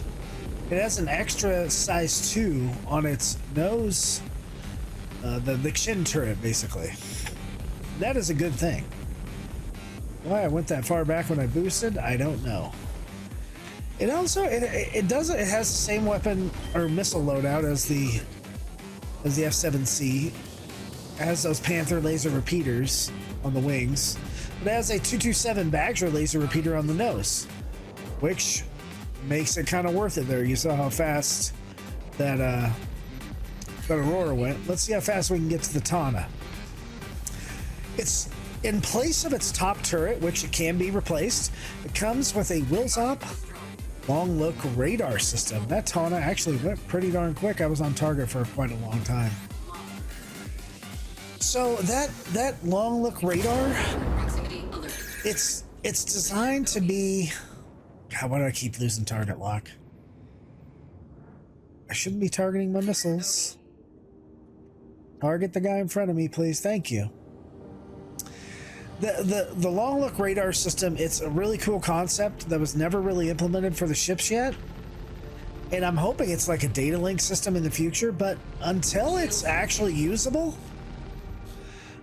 it's a turret that can be replaced, or it's a turret spot that can be replaced, and it should be replaced because that type of gameplay is not in the game yet. So why have it on this ship? That is up to you to determine, you know, what you want to do. But that's what I would recommend. Okay, it seems like we lost our other target. So this, oh, there he is. So this, I was gonna say, this dogfighting video may be short. So we're out of our size 1s. We're gonna try to get a size 2. Wow, that guy jousted at us really fast. Let's see if we can get a lock. Turn to lock. Boom. And missiles are dry. And I lost the target again. Not sure why this is actually happening in Arena Commander. But it is the easiest place to do a review, so I hope you guys don't mind too terribly. Because if it's a combat ship, we should be reviewing dogfighting. Especially in comparison with everything else, the same type of mission, the same loadouts. I know I'm engaging this guy inside and downward strafe, but that's what we get. Okay, dogfight done. That was not too bad with the extra laser repeater. Let's go into the actual ship review. All right, everybody, let's talk about the Anvil F7CR Hornet Tracker.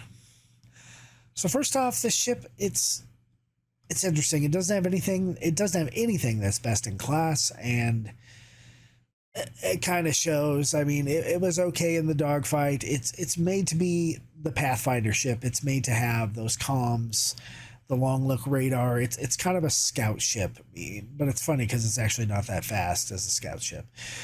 It has below average gun damage. It does have the 2 size 3 laser repeaters on the wings, but it's missing the, and it does have a size 2 laser repeater on the chin turret, but it's just the repeaters don't do a lot of damage stock, at least not in this patch. So I would look for something with cannons, or to replace those loadouts as soon as possible. It does do average damage and total weapon damage, though, so that's a good thing. It has above average pitch, yaw, and roll speed. Again, with the other Hornets in the lineup of about 275 for pitch, roll, and yaw. It has above average armor resistance, 55%, in line with the other Hornet series. It has, it actually has, one of its benefits is the low price that it has, which is actually really nice to see. It's about 3.2 million alpha UEC, so that's not too bad, and you can buy the ship in game. And that's really about it, other than you can replace the long look radar for an actual turret now. So that's good to see. It has a bunch of negative features, actually. It has a poor guns loadout. We already talked about that. A poor missile loadout, just like the F7C Mk1. It has poor maximum navigational speed. For some reason, unlike the other Hornets, this max nav speed is 1166, which is really odd for a Pathfinder and a Scout, or what I expect to be like a command and control ship or something to that nature, like a data link ship. And it has a poor quantum fuel size tank, which I don't know why it has 583 and the rest of them have like 613, but that seems to be what it is. Other than that, the stats are average. Shield pool of size 1 shields of 3,000. It's not stealthy, but it's average compared to the rest of the medium fighters. It has a total hull hit points of about 21,646. The weakest vital part's about 3,600 hit points.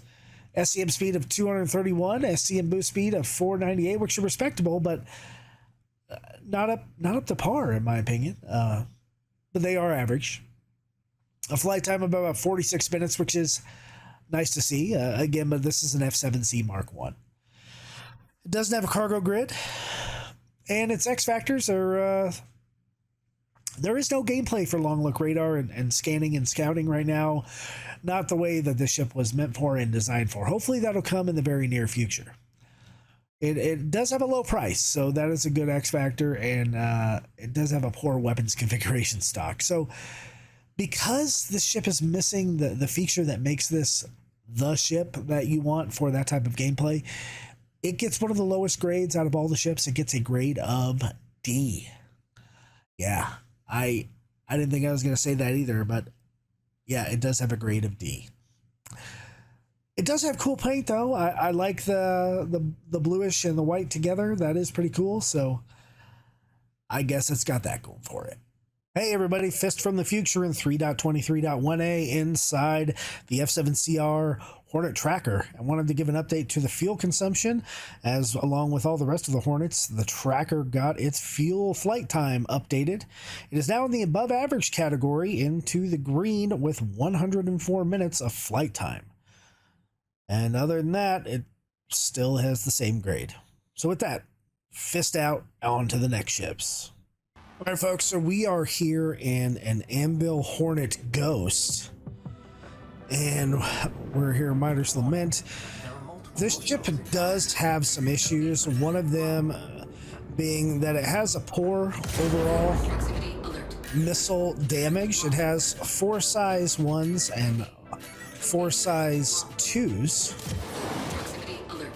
It also doesn't come with the greatest default weapon loadout. It does have 2 size 3 laser cannons on its wings, so that could be worse for sure. You saw how fast I went through that guy because of the high alpha damage.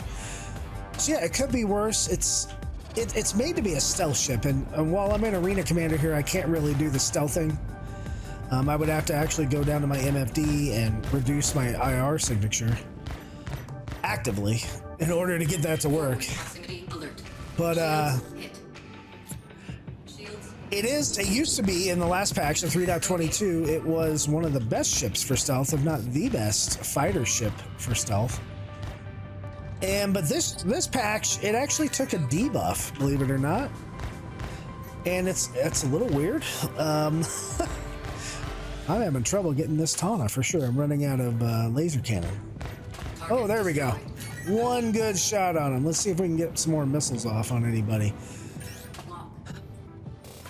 Proximity alert. Like I said, it used to be one of the best. Oh, that guy, I don't think I got him with a missile. I think an asteroid got him.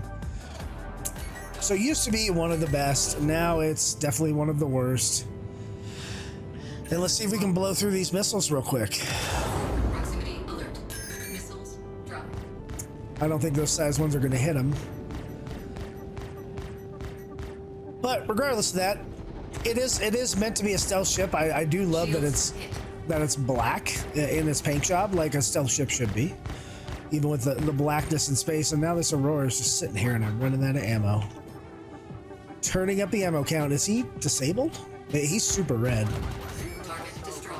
And now he's super red. Now he's dead. All right. Warning. There are multiple. Anyway, No game. that is the dogfighting with the Anvil F7CS Hornet Ghost. Let's get into the review. All right, folks, so here we are in the Anvil F7CS Hornet Ghost, one of the stealth ships as far as the medium fighters are concerned, the others being the Sabre Comet, and the Firebird, the Sabre Firebird. So the Hornet used to be phenomenal in 3.22 as far as stealth goes, but now it's actually one of the worst stealth ships. CIG, I think, had an error in refiguring the ships, and I believe they actually, instead of giving it a signature reduction, they gave the Hornet Ghost a signature increase in its stealth capabilities. So as far as Urkel is concerned, it's plus 13% less stealthy. So it should have a 40% signature reduction like the other stealth ships, but it does not. So not great for stealth. And this review is on patch 3.23.1, so it is what it is. Okay, let's talk about the good things about the Hornet Ghost. It has above average pitch yaw and roll speed of 277, like most of the Hornet series, really good on turn radius, and it felt good to fly in the dogfighting section. It has above average armor resistance percentage like all the Hornets at 55%. And it actually has a really low price as an above average rating of 3.3 million alpha UEC that you can buy in the game. So part of its stealth module is that it has this thing called a ghost center cap in place of the turret above, which would normally be a downside because you can't replace that with a turret. But turns out that that's not how CIG codes this ship as a stealth fighter. It actually, you can replace that turret, and patches before this one, it still kept its signature reduction. That was to the ship, not necessarily a part in the ship that did that. And unfortunately, that's about it for good news. The bad news is that, well, the guns that are on the wings are size 3 laser cannons, and thus they do more damage and overall are better than the laser repeaters, in my opinion, because they do more damage per shot and they last about the same amount of time as a repeater. They still are low on damage. The ship does not come with a nose turret by default. You have to get that separately, and it's white in color, and it's not a great look on a gray, dark, black ship. So keep in mind, it's below average in the gun loadout department. It's missiles. There's 4 size 1s and 4 size 2s on this, so it's not horrible, but it is towards the bottom of the average for missile loadout for a medium fighter. 14,000 damage on those missiles, but giving it an average total weapon damage of about 15.4 thousand total weapon damage. So kind of odd how that worked out, but it compared against every other ship. Some other stats here is the again size 1, 2 size 1 shield, so it's total shield pull of 3,000.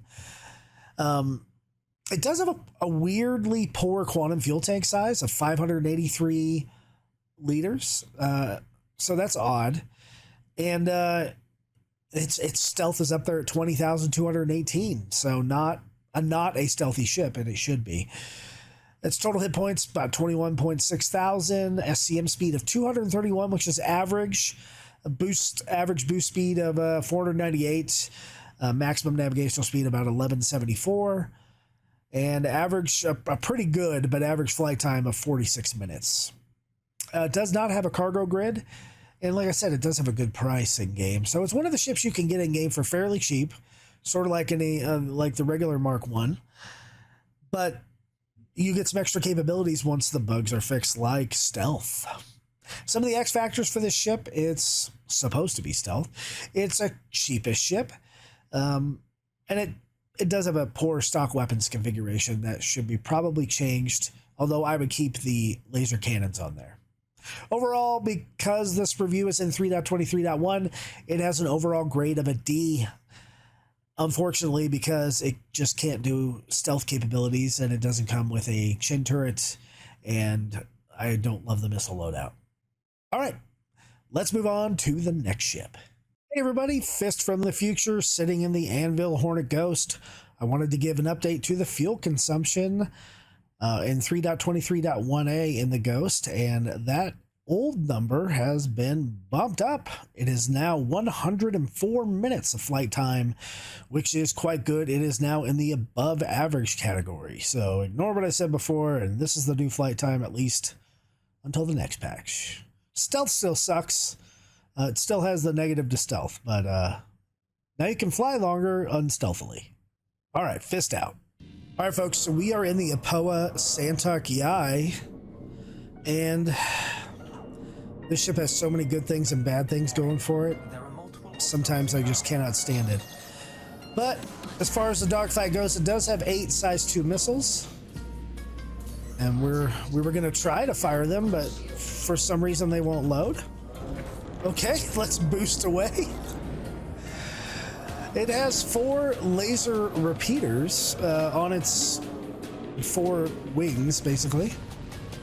And while those are nice to fire, they still have that low alpha damage. Oh, see, we just ran into that guy.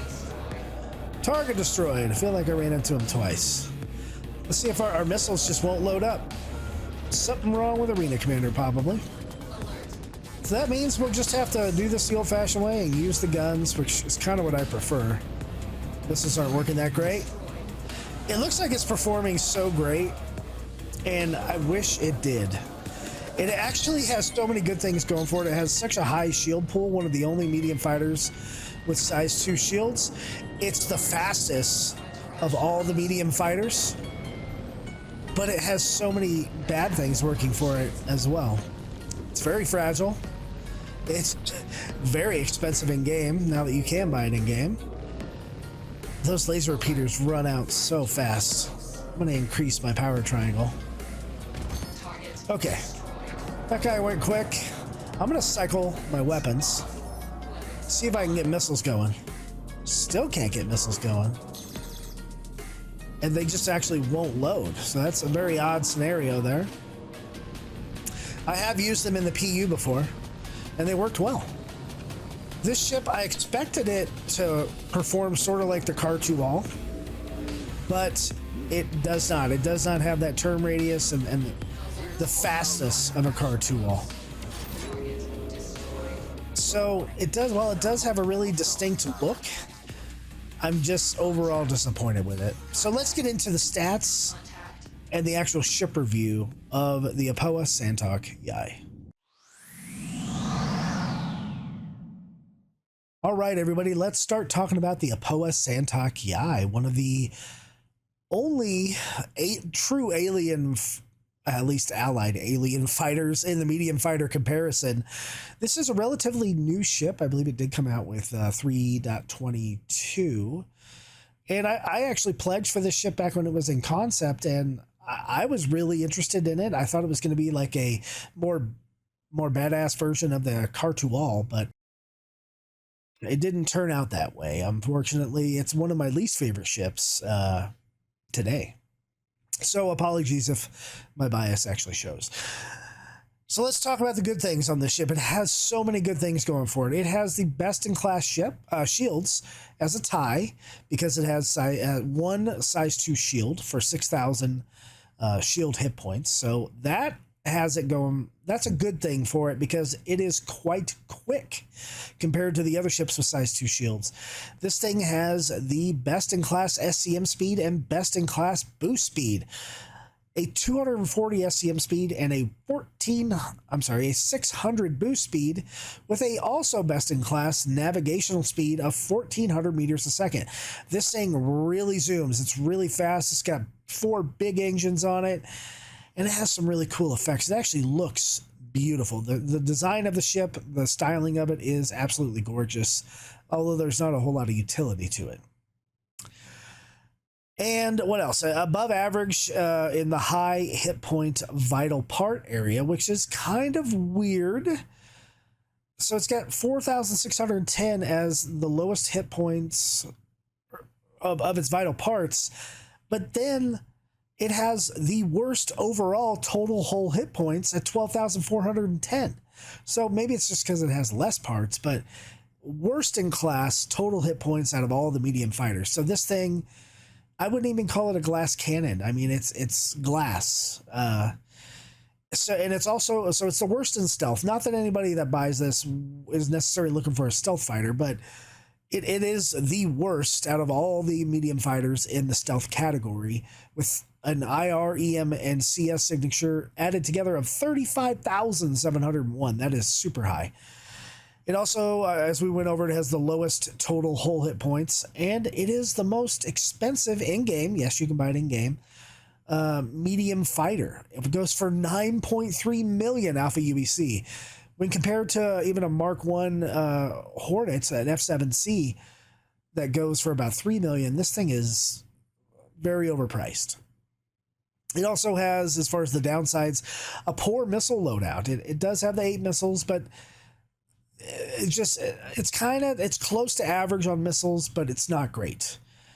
It is towards the lower end compared to the other medium fighters. And its guns, while it does have 4 laser repeaters, the laser repeater damage just doesn't add up to a lot, so it's towards the bottom of that in the stock guns category. It does have unique laser repeaters, the Yang 2 size 3s, but 2,000 gun damage. I would replace those those repeaters with laser cannons as soon as possible. The rest of the stats are kind of a weird mystery here. The total weapon damage is in the average range of 15,362. That's missiles plus guns. It did really well in the dogfighting category, right? Those laser repeaters did a very good job, and the ship is okay. I mean, at least in Arena Commander. The armor damage resistance percentile is 50%, so it's on average with all the other ships.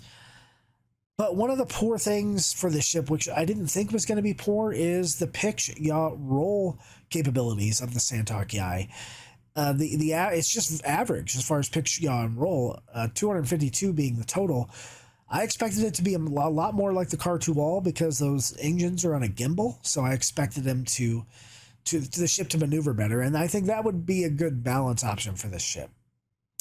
It has a 36-minute flight time, average, and an average upper-end quantum fuel tank of 613 liters, with no room for cargo. There's no cargo grid in this ship. So the X factors are that it is the most expensive of the medium fighters to purchase in-game. It has a low gun total. It has really good shields, size 2 shields, but bad hit points. It's also very fragile. If you knock one of the wings off, like by accident, like if you accidentally touch the ground, because it's hard to judge how tall the ship actually is. And if you're used to flying Hornets or something where you can kind of skim the ground much closer, you can't do that in the ship. You'll knock a wing off. It's pretty good survivability. You can still fly really well because the engines are attached closer to the cockpit, but yeah, very fragile. So overall, this is one of the worst medium fighters, in my opinion, in the game in this patch in 3.23.1, and it gets a grade of a D+, unfortunately. So let's move on to the next ship. All right, folks, so let's talk about the Drake Cutlass Black. Interesting ship. It is kind of a mix of a medium fighter and a medium freight ship. I do actually have one of my friends of the B team in the ship in the top gunner's turret. I felt like that was fair. And he's flying around right now, and we're both going to end up shooting some of these targets. So it does have, like I said, a man turret with 2 size 3 weapons on the man turret. And it does come with 2 size 3s on the pilot guns and 2 size 3 ballistics. So laser repeaters and ballistics is what the ship has. Total of 6 guns.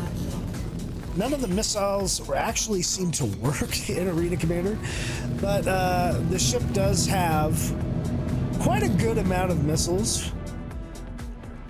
The missile damage is actually pretty darn good, but can't get them to work. It does have size 3 missiles and some size 2 missiles. And the ship has a cargo area. It has a tractor beam on it. It has size 2 shields. It's just not real quick, and it wasn't really designed to be a quick ship. But it does fight and fly really well. I mean, the flying is as fast as you can get it. But working as a 2-person team, it does seem to do quite a darn good job. You can see myself and my co-pilot, we were actually communicating during this and doing really well, overshooting a lot of my targets, but surprisingly the Cutty Black is agile enough to roll decently. And it can do so much firepower, even with laser repeaters going at one time. I mean, 6 guns will do that for you. Here's the last target, trying to get some more missiles off. Launched them, and of course, nothing really happens. My turret gunner Tibbs is a little bit out of range, but still going as much as he can. And here you can see the full firepower of 6 guns all going at once. Target, this Tana, is definitely out of shields. And boom, Tana is gone. All that's left are missiles. So let's go ahead and get into the ship review for the Drake Cutlass Black. All right, everybody, let's review the Drake Cutlass Black and hope we don't actually run into anything while we're flying around near SPK and Arena Commander. So the Drake Cutty Black has so many cool things going for it, right? It is a super cool ship, one of my favorite ships in the game. Let's talk about the best-in-class things it has to offer. It has best-in-class shields. It's a tie with Cutlass Blue, but it has a shield pool of 6,000 due to its size 2 shields. It has a best-in-class armor damage resistance percentile of 58%, again tied with the Cutlass Blue, but fantastic ability to resist physical damage. It has a best-in-class total hit points and total, for the vital part hit points, 43,750 for total whole hit points. That is fantastic. And the weakest vital part is 6,750 hit points. So again, really good survivability for the Drake Cutlass Black. Best in class quantum fuel tank and quantum drive. Technically, the quantum fuel tank is 2,500 liters because it's one of the only 2 medium fighters that I'm categorizing that has a size 2 quantum drive. So you can get around the verse really quickly in the Cutlass Black and the Cutty Blue. It has the best-in-class cargo space. While cargo is not a defining factor for a medium fighter, the ability to have it and giving the multi-role capability for a ship just adds to its value, really. This ship can hold 46 SCU of cargo. It can hold a rock. It can hold all kinds of different stuff in the Cutty Black. One of the most versatile ships in the game, especially for its size, and the fact that it has a ramp and not an elevator, it's just so much better, at least in the current iteration of Star Citizen. It has also the best in class price, meaning this is the cheapest medium fighter / medium freight ship in the game, and one of the lowest prices out of any ship in the game, thanks to Drake sparing absolutely no expense in this ship, which is a joke because Drake is known to be cheap. It costs 2.1 million alpha UEC to buy it in game. I think it's always available on the Plague Store, so technically it's kind of a starter ship. I think it goes for $90 or $100 now. It used to be $90. So a great value all around. One of the best ships in the game. People love the Drake Cutlass Black. It has an above average missile loadout of about 33,573. Now let's talk about the bad things, because there are some bad things for the Cutty Black. It's the worst in stealth, along with the Cutty Blue. It just does not do good in stealth. It's not made for stealth, and you're going to see the ship coming from a mile away, right? It's 34,845 is its stealth modifier. You know, the cross section of the ship is very big from the top, the side, and from the front, really. It has the lowest SCM boost speed of 465. Is not a high boost speed. Most ships are a little bit more, so that ties in with the worst navigational speed as well for a medium class ship, 1,125. Although not that far off from being average, it is the worst in the class, along with the Cutlass Blue. It has the worst pitch, yaw, and roll axis speed, a tie with the Cutty Blue, meaning it can't turn even with a boost in comparison with other fighters. You're going to get outturned all day long, and that's due to the size and the shape of this ship. If you're able to utilize the VTOL on this ship, you might be able to get some more in going up, you know, way more boost going up, but you got to move the VTOL thrusters back and forth. You're going to have to pretty much be an expert pilot for that. It also has the worst flight time of 22 minutes before you're supposed to re-get hydrogen. So you're not doing a ton of stuff. You're not flying around a lot, although I think, I don't know if Urkel's or SP Performance Viewer is right in that number. It has poor SCM speed in general, 215 meters a second, which is not the worst, but it's definitely not great. As far as average statistics go, it has up 3,000 in total guns. And one of the cool things is that I had one of my B team co-pilots in here as the gunner, and I was able to utilize my 4 size 3 guns, and he was able to utilize the guns from the gunner seat. So we're putting 6 guns on target. And while the laser repeaters take down the damage number for stock guns, throw some laser cannons on there. Oh, maybe some ballistic cannons, or keep the ballistic repeater. It doesn't matter. You can do a lot more damage with this ship if you have it with the right loadout. But we are comparing these ships stock. Other than that, X factors for the Cutlass Black are it's the best multi-role ship in the game, in my opinion. It's cheap. It has a size 2 quantum drive and shield, and it is multi-crew. It's so diverse. It's such a neat ship to have. Overall, I think it's a solid B- in its grade. It probably could be a B if it had a little bit of better term radius or something else, but as far as a solo fighter, if you're going to fly it solo or fly it with one person, there's only so much you can do. Solid B-. Alrighty, let's move on to the next ship. Alright folks, so let's talk about the Drake Cutlass Blue, the interdictor type of ship. This ship has a ton of missiles. It is best in class in the amount of missiles. It has 24 size 2 missiles stock, which do a ton of damage, and those can be swapped out to 12 size 3 missiles if you wanted to do that, or you could even go with 48 size 1s. So that is one of the benefits. One of the downsides here is that it has distortion repeaters on the ship, and I don't love distortion repeaters. I'm not even sure we're going to get a ship to shut down here in Arena Commander. You can see that I do have a person in my man turret, just like any of the Cutlass series, right?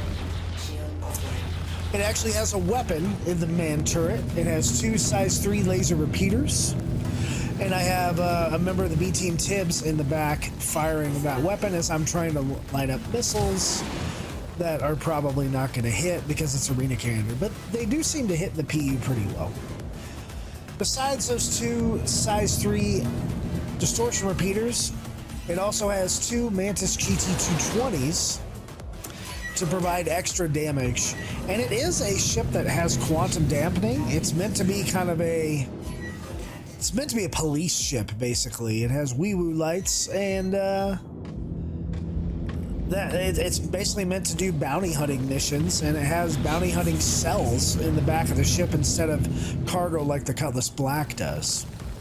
So my worry here is that we're not going to be able to shut down ships with our distortions, and then we're going to be real low on ammo, and I'm going to have to rely on my gunner to take these people out, because I'm probably going to run out of ammo on my ballistic Gatlings, size 3s that are on the wing. This thing does have size 2 shields, which is only 3 of the medium fighters have size 2 shields, and this is one of those 3. It has a size 2 quantum drive. Only 2 of the ships in the class have a size 2 quantum drive. But I did want to include this as a medium fighter in that category because it is meant to fight. It's meant to take bounties down, even though it's kind of an interdictor.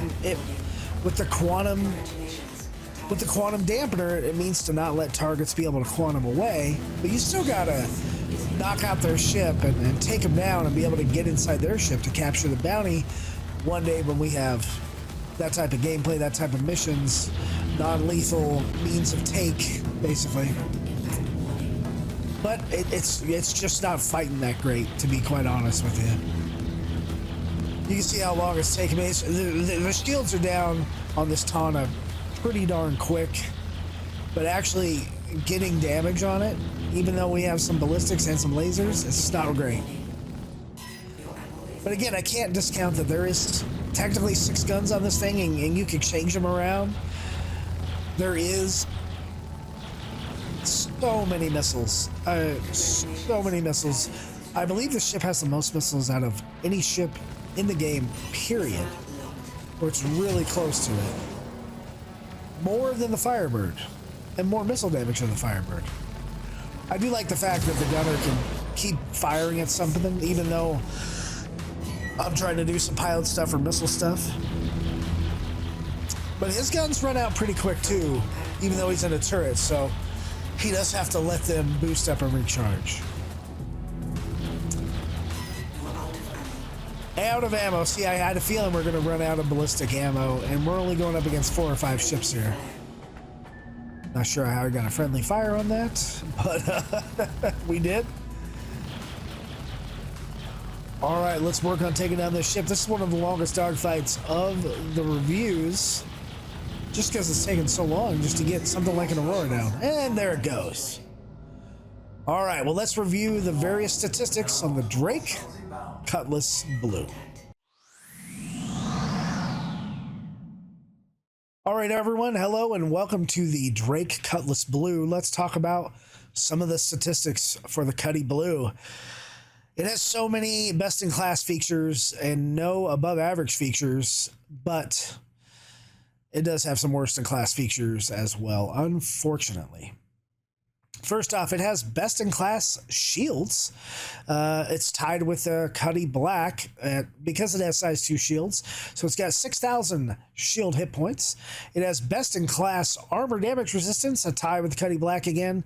It's those Drake series, 58% physical damage resistance. It has best-in-class total hit points and vital part hit points, with a tie again with the Cutty Black at 43,750 hit points and 6,750 of the weakest vital part for hit points. It has best-in-class quantum drive and the quantum fuel tank because it has a size 2 drive, so you can get around the verse even faster.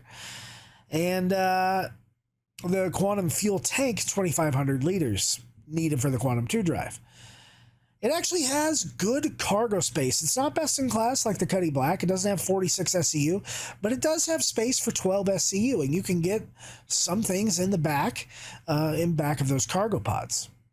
The cargo pods, the bounty hunting pods, I should say. It does have the best-in-class missile loadout of any of the medium fighters, even more than the Firebird. It holds so many missiles, 24 size 2 missiles, which is a lot. Until the Firebird gets its missile buff, it's going to be the king of missiles, basically, especially for a ship this size, it's small size. So it can do 40,000 damage if all of its missiles actually hit. And those missiles are not, the missile launchers are not bespoke. You can change those around, and you can put size 3 missiles on here, you can put size 1 missiles on here, but they do cap out at size 3. It has a, we'll go over average real quick. It has an average total weapon damage, total gun damage of 2788, and that is in fact lending to, because it has distortion repeaters on it, they don't do a ton of damage. They really just knock out shields and systems. But it does have 2 size 3 Gatlings on it, and the gunner that can sit behind you and man the remote turret also has guns that they can employ, laser repeaters, so rechargeables, giving it a total weapon damage of 42,874, which is best in class, almost the best out of any ship of its size.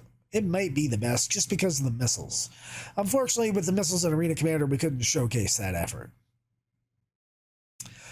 All right, now let's talk about the bad points of the Cutty Blue. First off, it is tied for the worst in stealth. It's not meant to be stealth, and it's never going to be stealth. So they're going to see you coming a mile away. 39,000 is its stealth modifier, which is quite high. So they're going to see you coming from a long ways away. And probably most of that is due to its cross-section being such a bulky and weird-shaped ship. It has the lowest SCM boost speed, which is a tie with Cutty Black, and the worst maximum navigational speed of 1,125.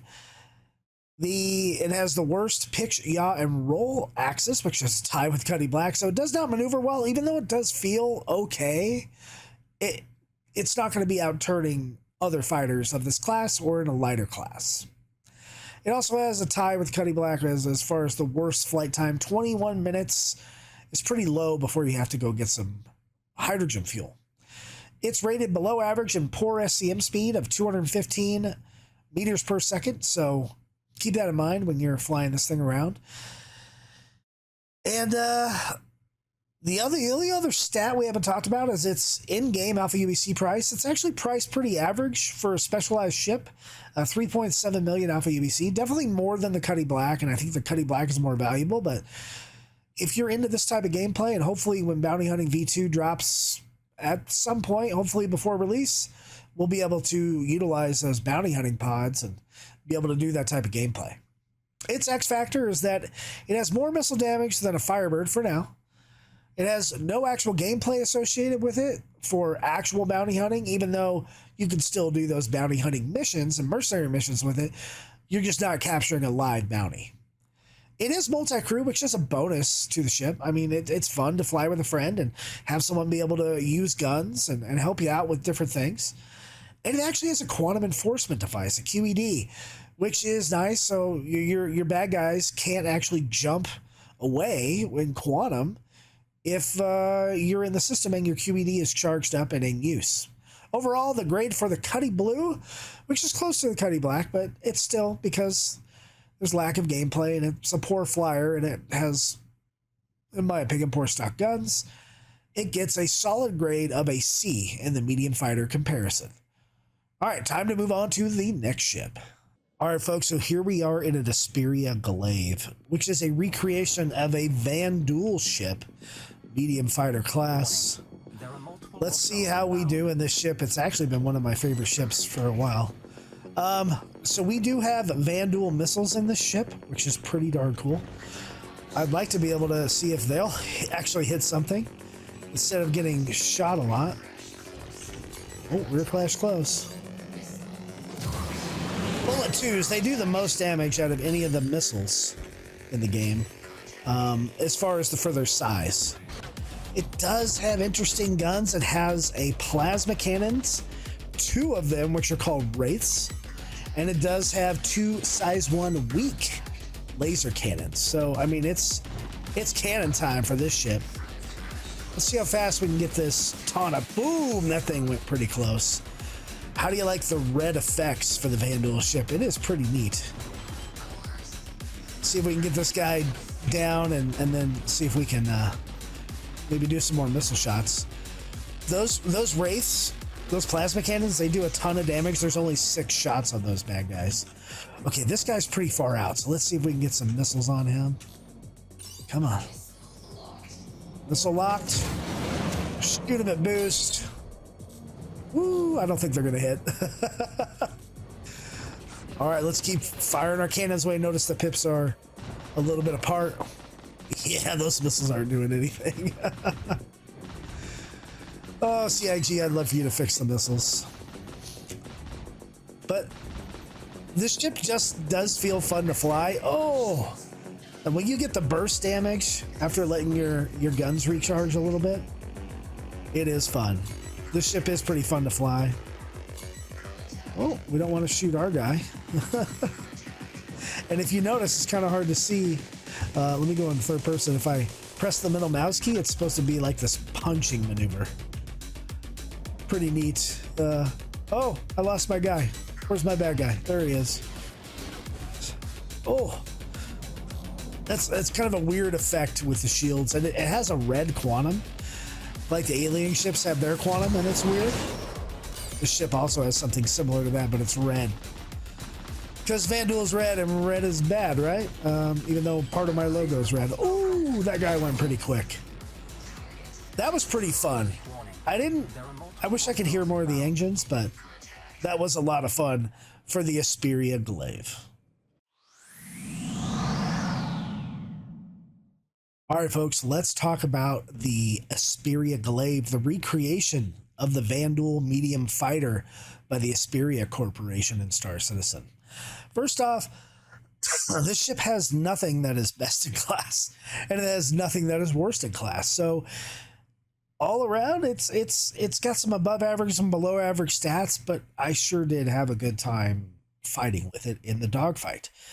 It has above average total weapon damage. Those Wraths and Wraiths cannons just annihilate things. Even though there's low ammo counts in them, they're still a lot of fun.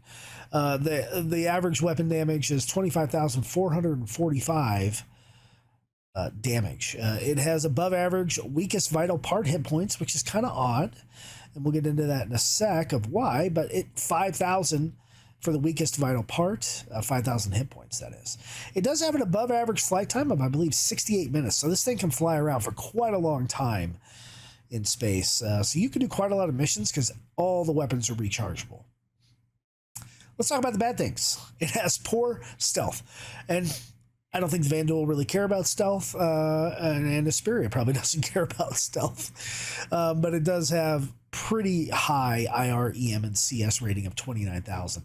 It has overall a poor total hit points, towards the bottom of the range, way below average. Total hit points in this ship, 16,322, which makes it odd because it has one of the highest weakest vital parts as far as hit points go at 5,000. So sort of a glass cannon, sort of. It has poor SCM speed and SCM boost speed. The SCM speed is 220. While that's not crazy bad, it is below average to the other medium fighters, and has below average boost speed of 480 SCM. And I don't really love the engine sounds either. I hope they do get revamped, probably for Squadron 42. It has poor maximum navigational speed of 1,150.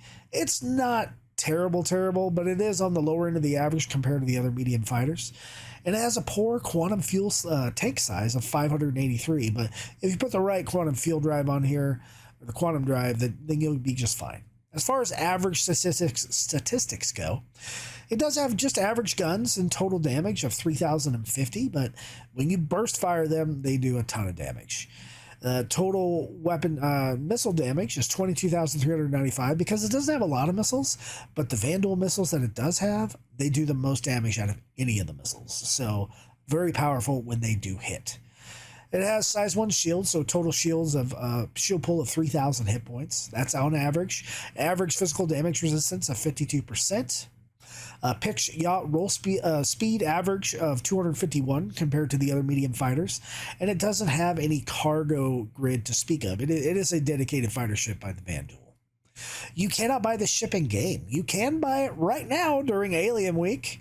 It is purchasable now. It was for a long time. You had to play this special CIG weird arcadey game to be able to unlock the ability to buy this ship, and I actually own one in game. I had a friend buy it for me. It is quite expensive. I believe it was about $300 US.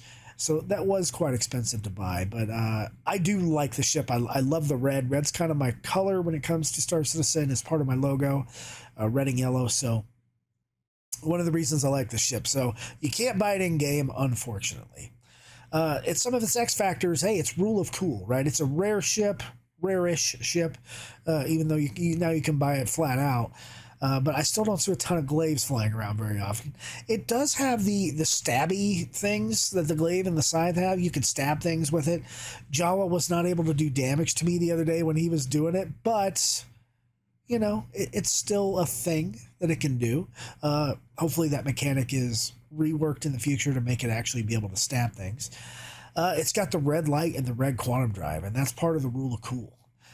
But unfortunately, overall, this ship gets a D because it has so many below average features compared to its above average features. Maybe a fairer grade would be something in like a C-, but on paper, where the grades come from, it is a D. But flying it around, it is a heck of a lot of fun. And I do recommend that you try it out in Arena Commander, try it out in the game if you can, because it is cool. And aren't we all buying ships because they're cool? All right, let's move on to the next one. All right, folks, so here we are in the Vanduul Scythe. It's got two weak cannons, a wrath cannon, and a war cannon. So interesting loadout in this ship. It does have 8, I believe, size 1 arrow missiles. Oh, those are cool. Those are cool looking. Let's go after this, what are we in? Reliant Tana. Oh, look at those weapons. Again, this is a lot like the Esperia Glaive. It's a lot of fun to fly. We got a close front clash. It doesn't turn real great. But man, I hardly ever fly the Vanduul fighters. So I am trying to... Oof. The burst damage is impressive, to be quite honest. I just wish the missiles worked in Arena Commander very well. Okay, going after another Reliant Tana. Boom, that guy went quick. Let's see if we can get this guy with size 1 missiles. Whoa, front crash close. Its actual pitch rating is pretty darn good. I don't love its roll rating, and I do not like its yaw rating that well. Woo, okay. It also doesn't have very engaging boosts or necessarily a super great speed to intercept and get these bad guys. Pirates fighting a Vanduul ship. Let's check out the burst damage. Boom! Gone. All right, where's our other bad guy? There's the bad guy. Where's he at? There's so much red on the screen, it's hard to see. I see a lot of missiles floating around. Maybe he's over by these other guys. Let's go try to find him. 0 hostile contacts. Okay. 0 remaining. He must have ran into something. So flying this thing around, it actually was pretty nice and boost. But that's enough of the dogfight for the scythe as they're shooting me. Let's get into the review. All right, folks, so let's start talking about the Vanduul Scythe, the last ship for review in our lineup. This is not a recreation of an Esperia ship. This ship that is playable or flyable by Imperator subscribers is actually the Vanduul ship, the Scythe, the kind of the smaller end of the medium fighters for the Vanduul. Let's talk about the good things it has. It has best-in-class flight time, which is odd. Maybe that's because it's so light. But yeah, 126 minutes you can last in this ship just flying around on hydrogen. That is its best in class. It does have above average stock guns, which is, I mean, nothing really to shake a stick at. The Scythe has 2 weak size 1 laser cannons. It has a size 5 war laser cannon and a size 5 wrath plasma cannon. So in its burst damage, this thing really does some crazy damage. And that's it for like the good things. The bad things, it has the worst total hit points out of all the medium fighters. I think even worse than the Glaive. It has 11,701 total whole hit points, which means this thing is literally a glass cannon.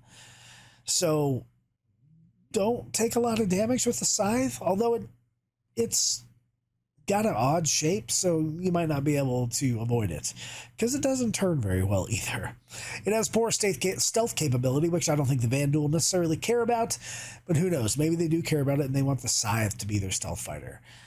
It has below average and poor SCM speed and SCM boost speed. SCM speed of 220 is on the lower end compared to medium fighters, and its boost speed of 480 is also on the lower end of medium fighters, although it did feel pretty good flying this ship around when I wasn't being shot at least. It has a poor max navigational speed of 1,150. I expect that to probably change, but it is not quick to get away, and with the worst total hit points, you may need to get away. It has poor quantum fuel tank size, only 583 liters of quantum fuel, but it has a size 1 drive, and you can get anywhere on that with the right drive. So interesting. Everything else on the ship is average in stats. While the guns are pretty darn good, the total missile damage, because it has 8 size 1 Vanduul arrow missiles, which do a lot of damage for size 1s, it's only 18,662 damage. So average on that missile damage, which is saying a lot because considering they're size 1s. Total weapon or total stock loadout damage for guns and missiles, 23,045. It has size 1 shields, so an average shield pool of 3,000 with 2 size 1 shields. It has average damage resistance to physical damage, 52%.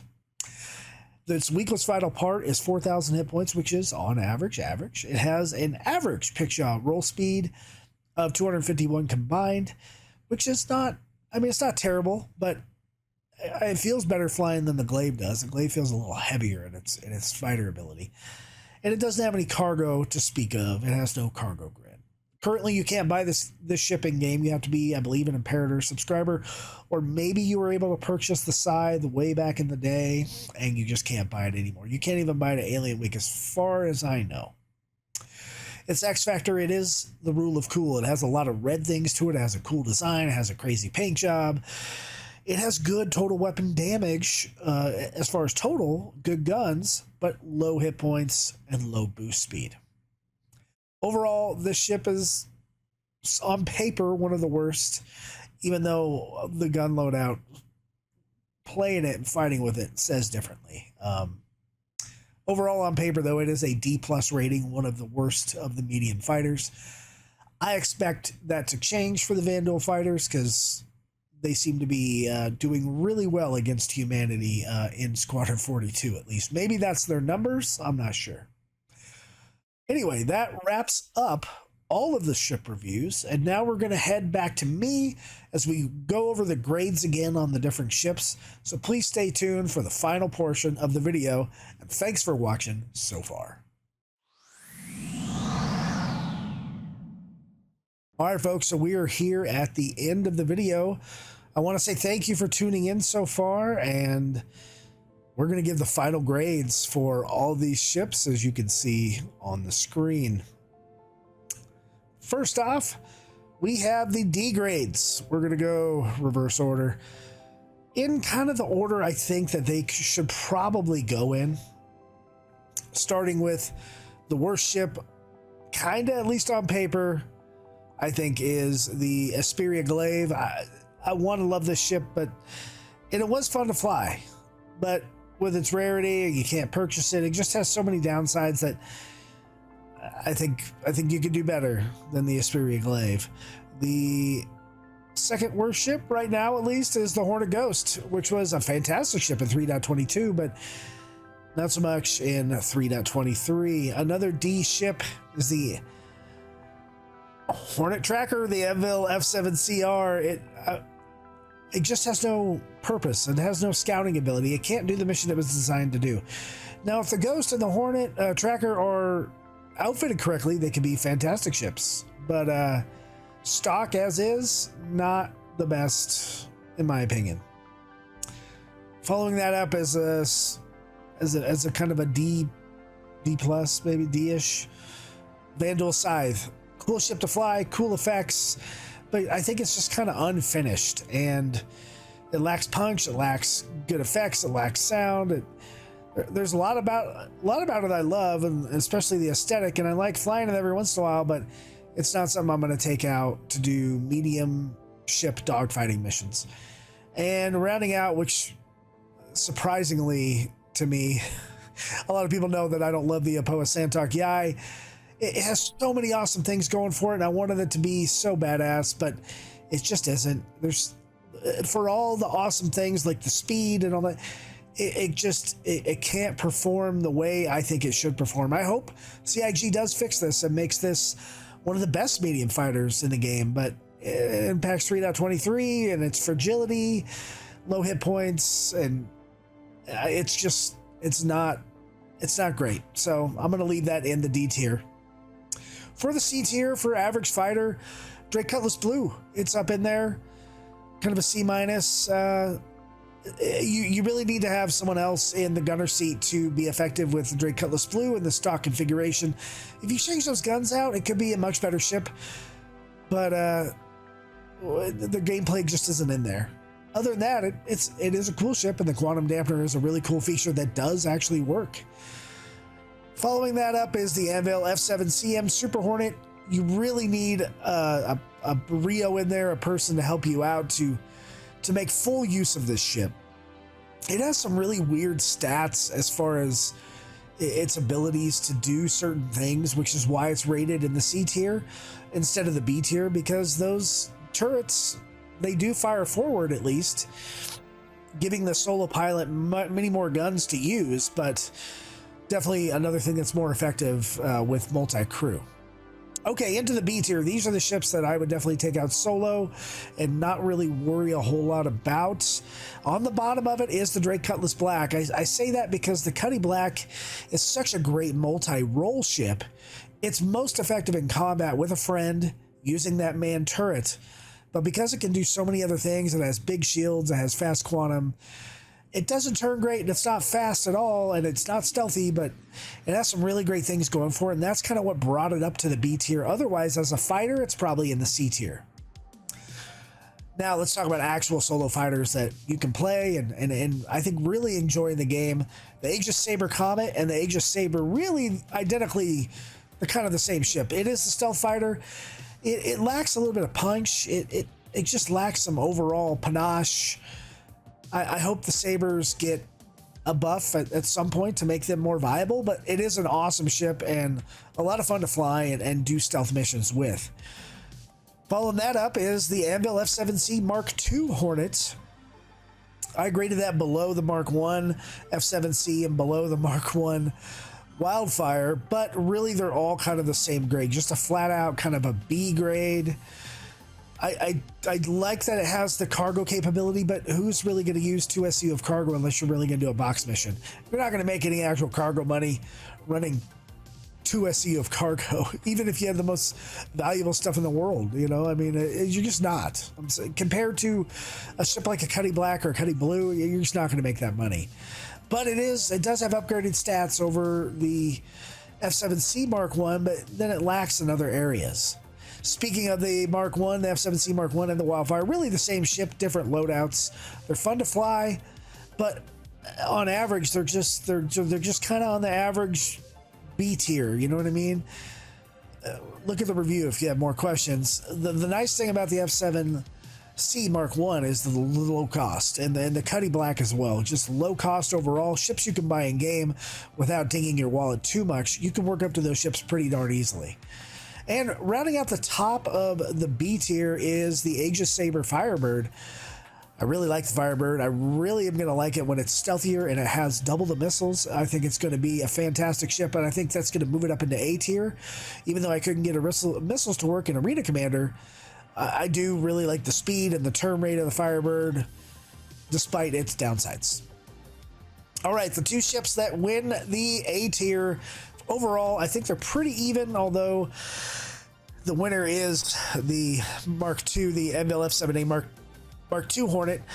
But behind me is the old good old classic, the Vanduul F7A Mk1 Hornet, and really love this ship, really like to fly it. I know it's rare and you can't really get a hold of it unless you kind of have one, but it is a hoot to fly, and the weapons loadout on it, while that's kind of what held it back against the stock loadout of the Mark II, it just kills, and it's fun to fly, it's fun to boost with, the sound effects are great, aesthetic I think is cool, that retro look, the old school Mark I look, I really like it.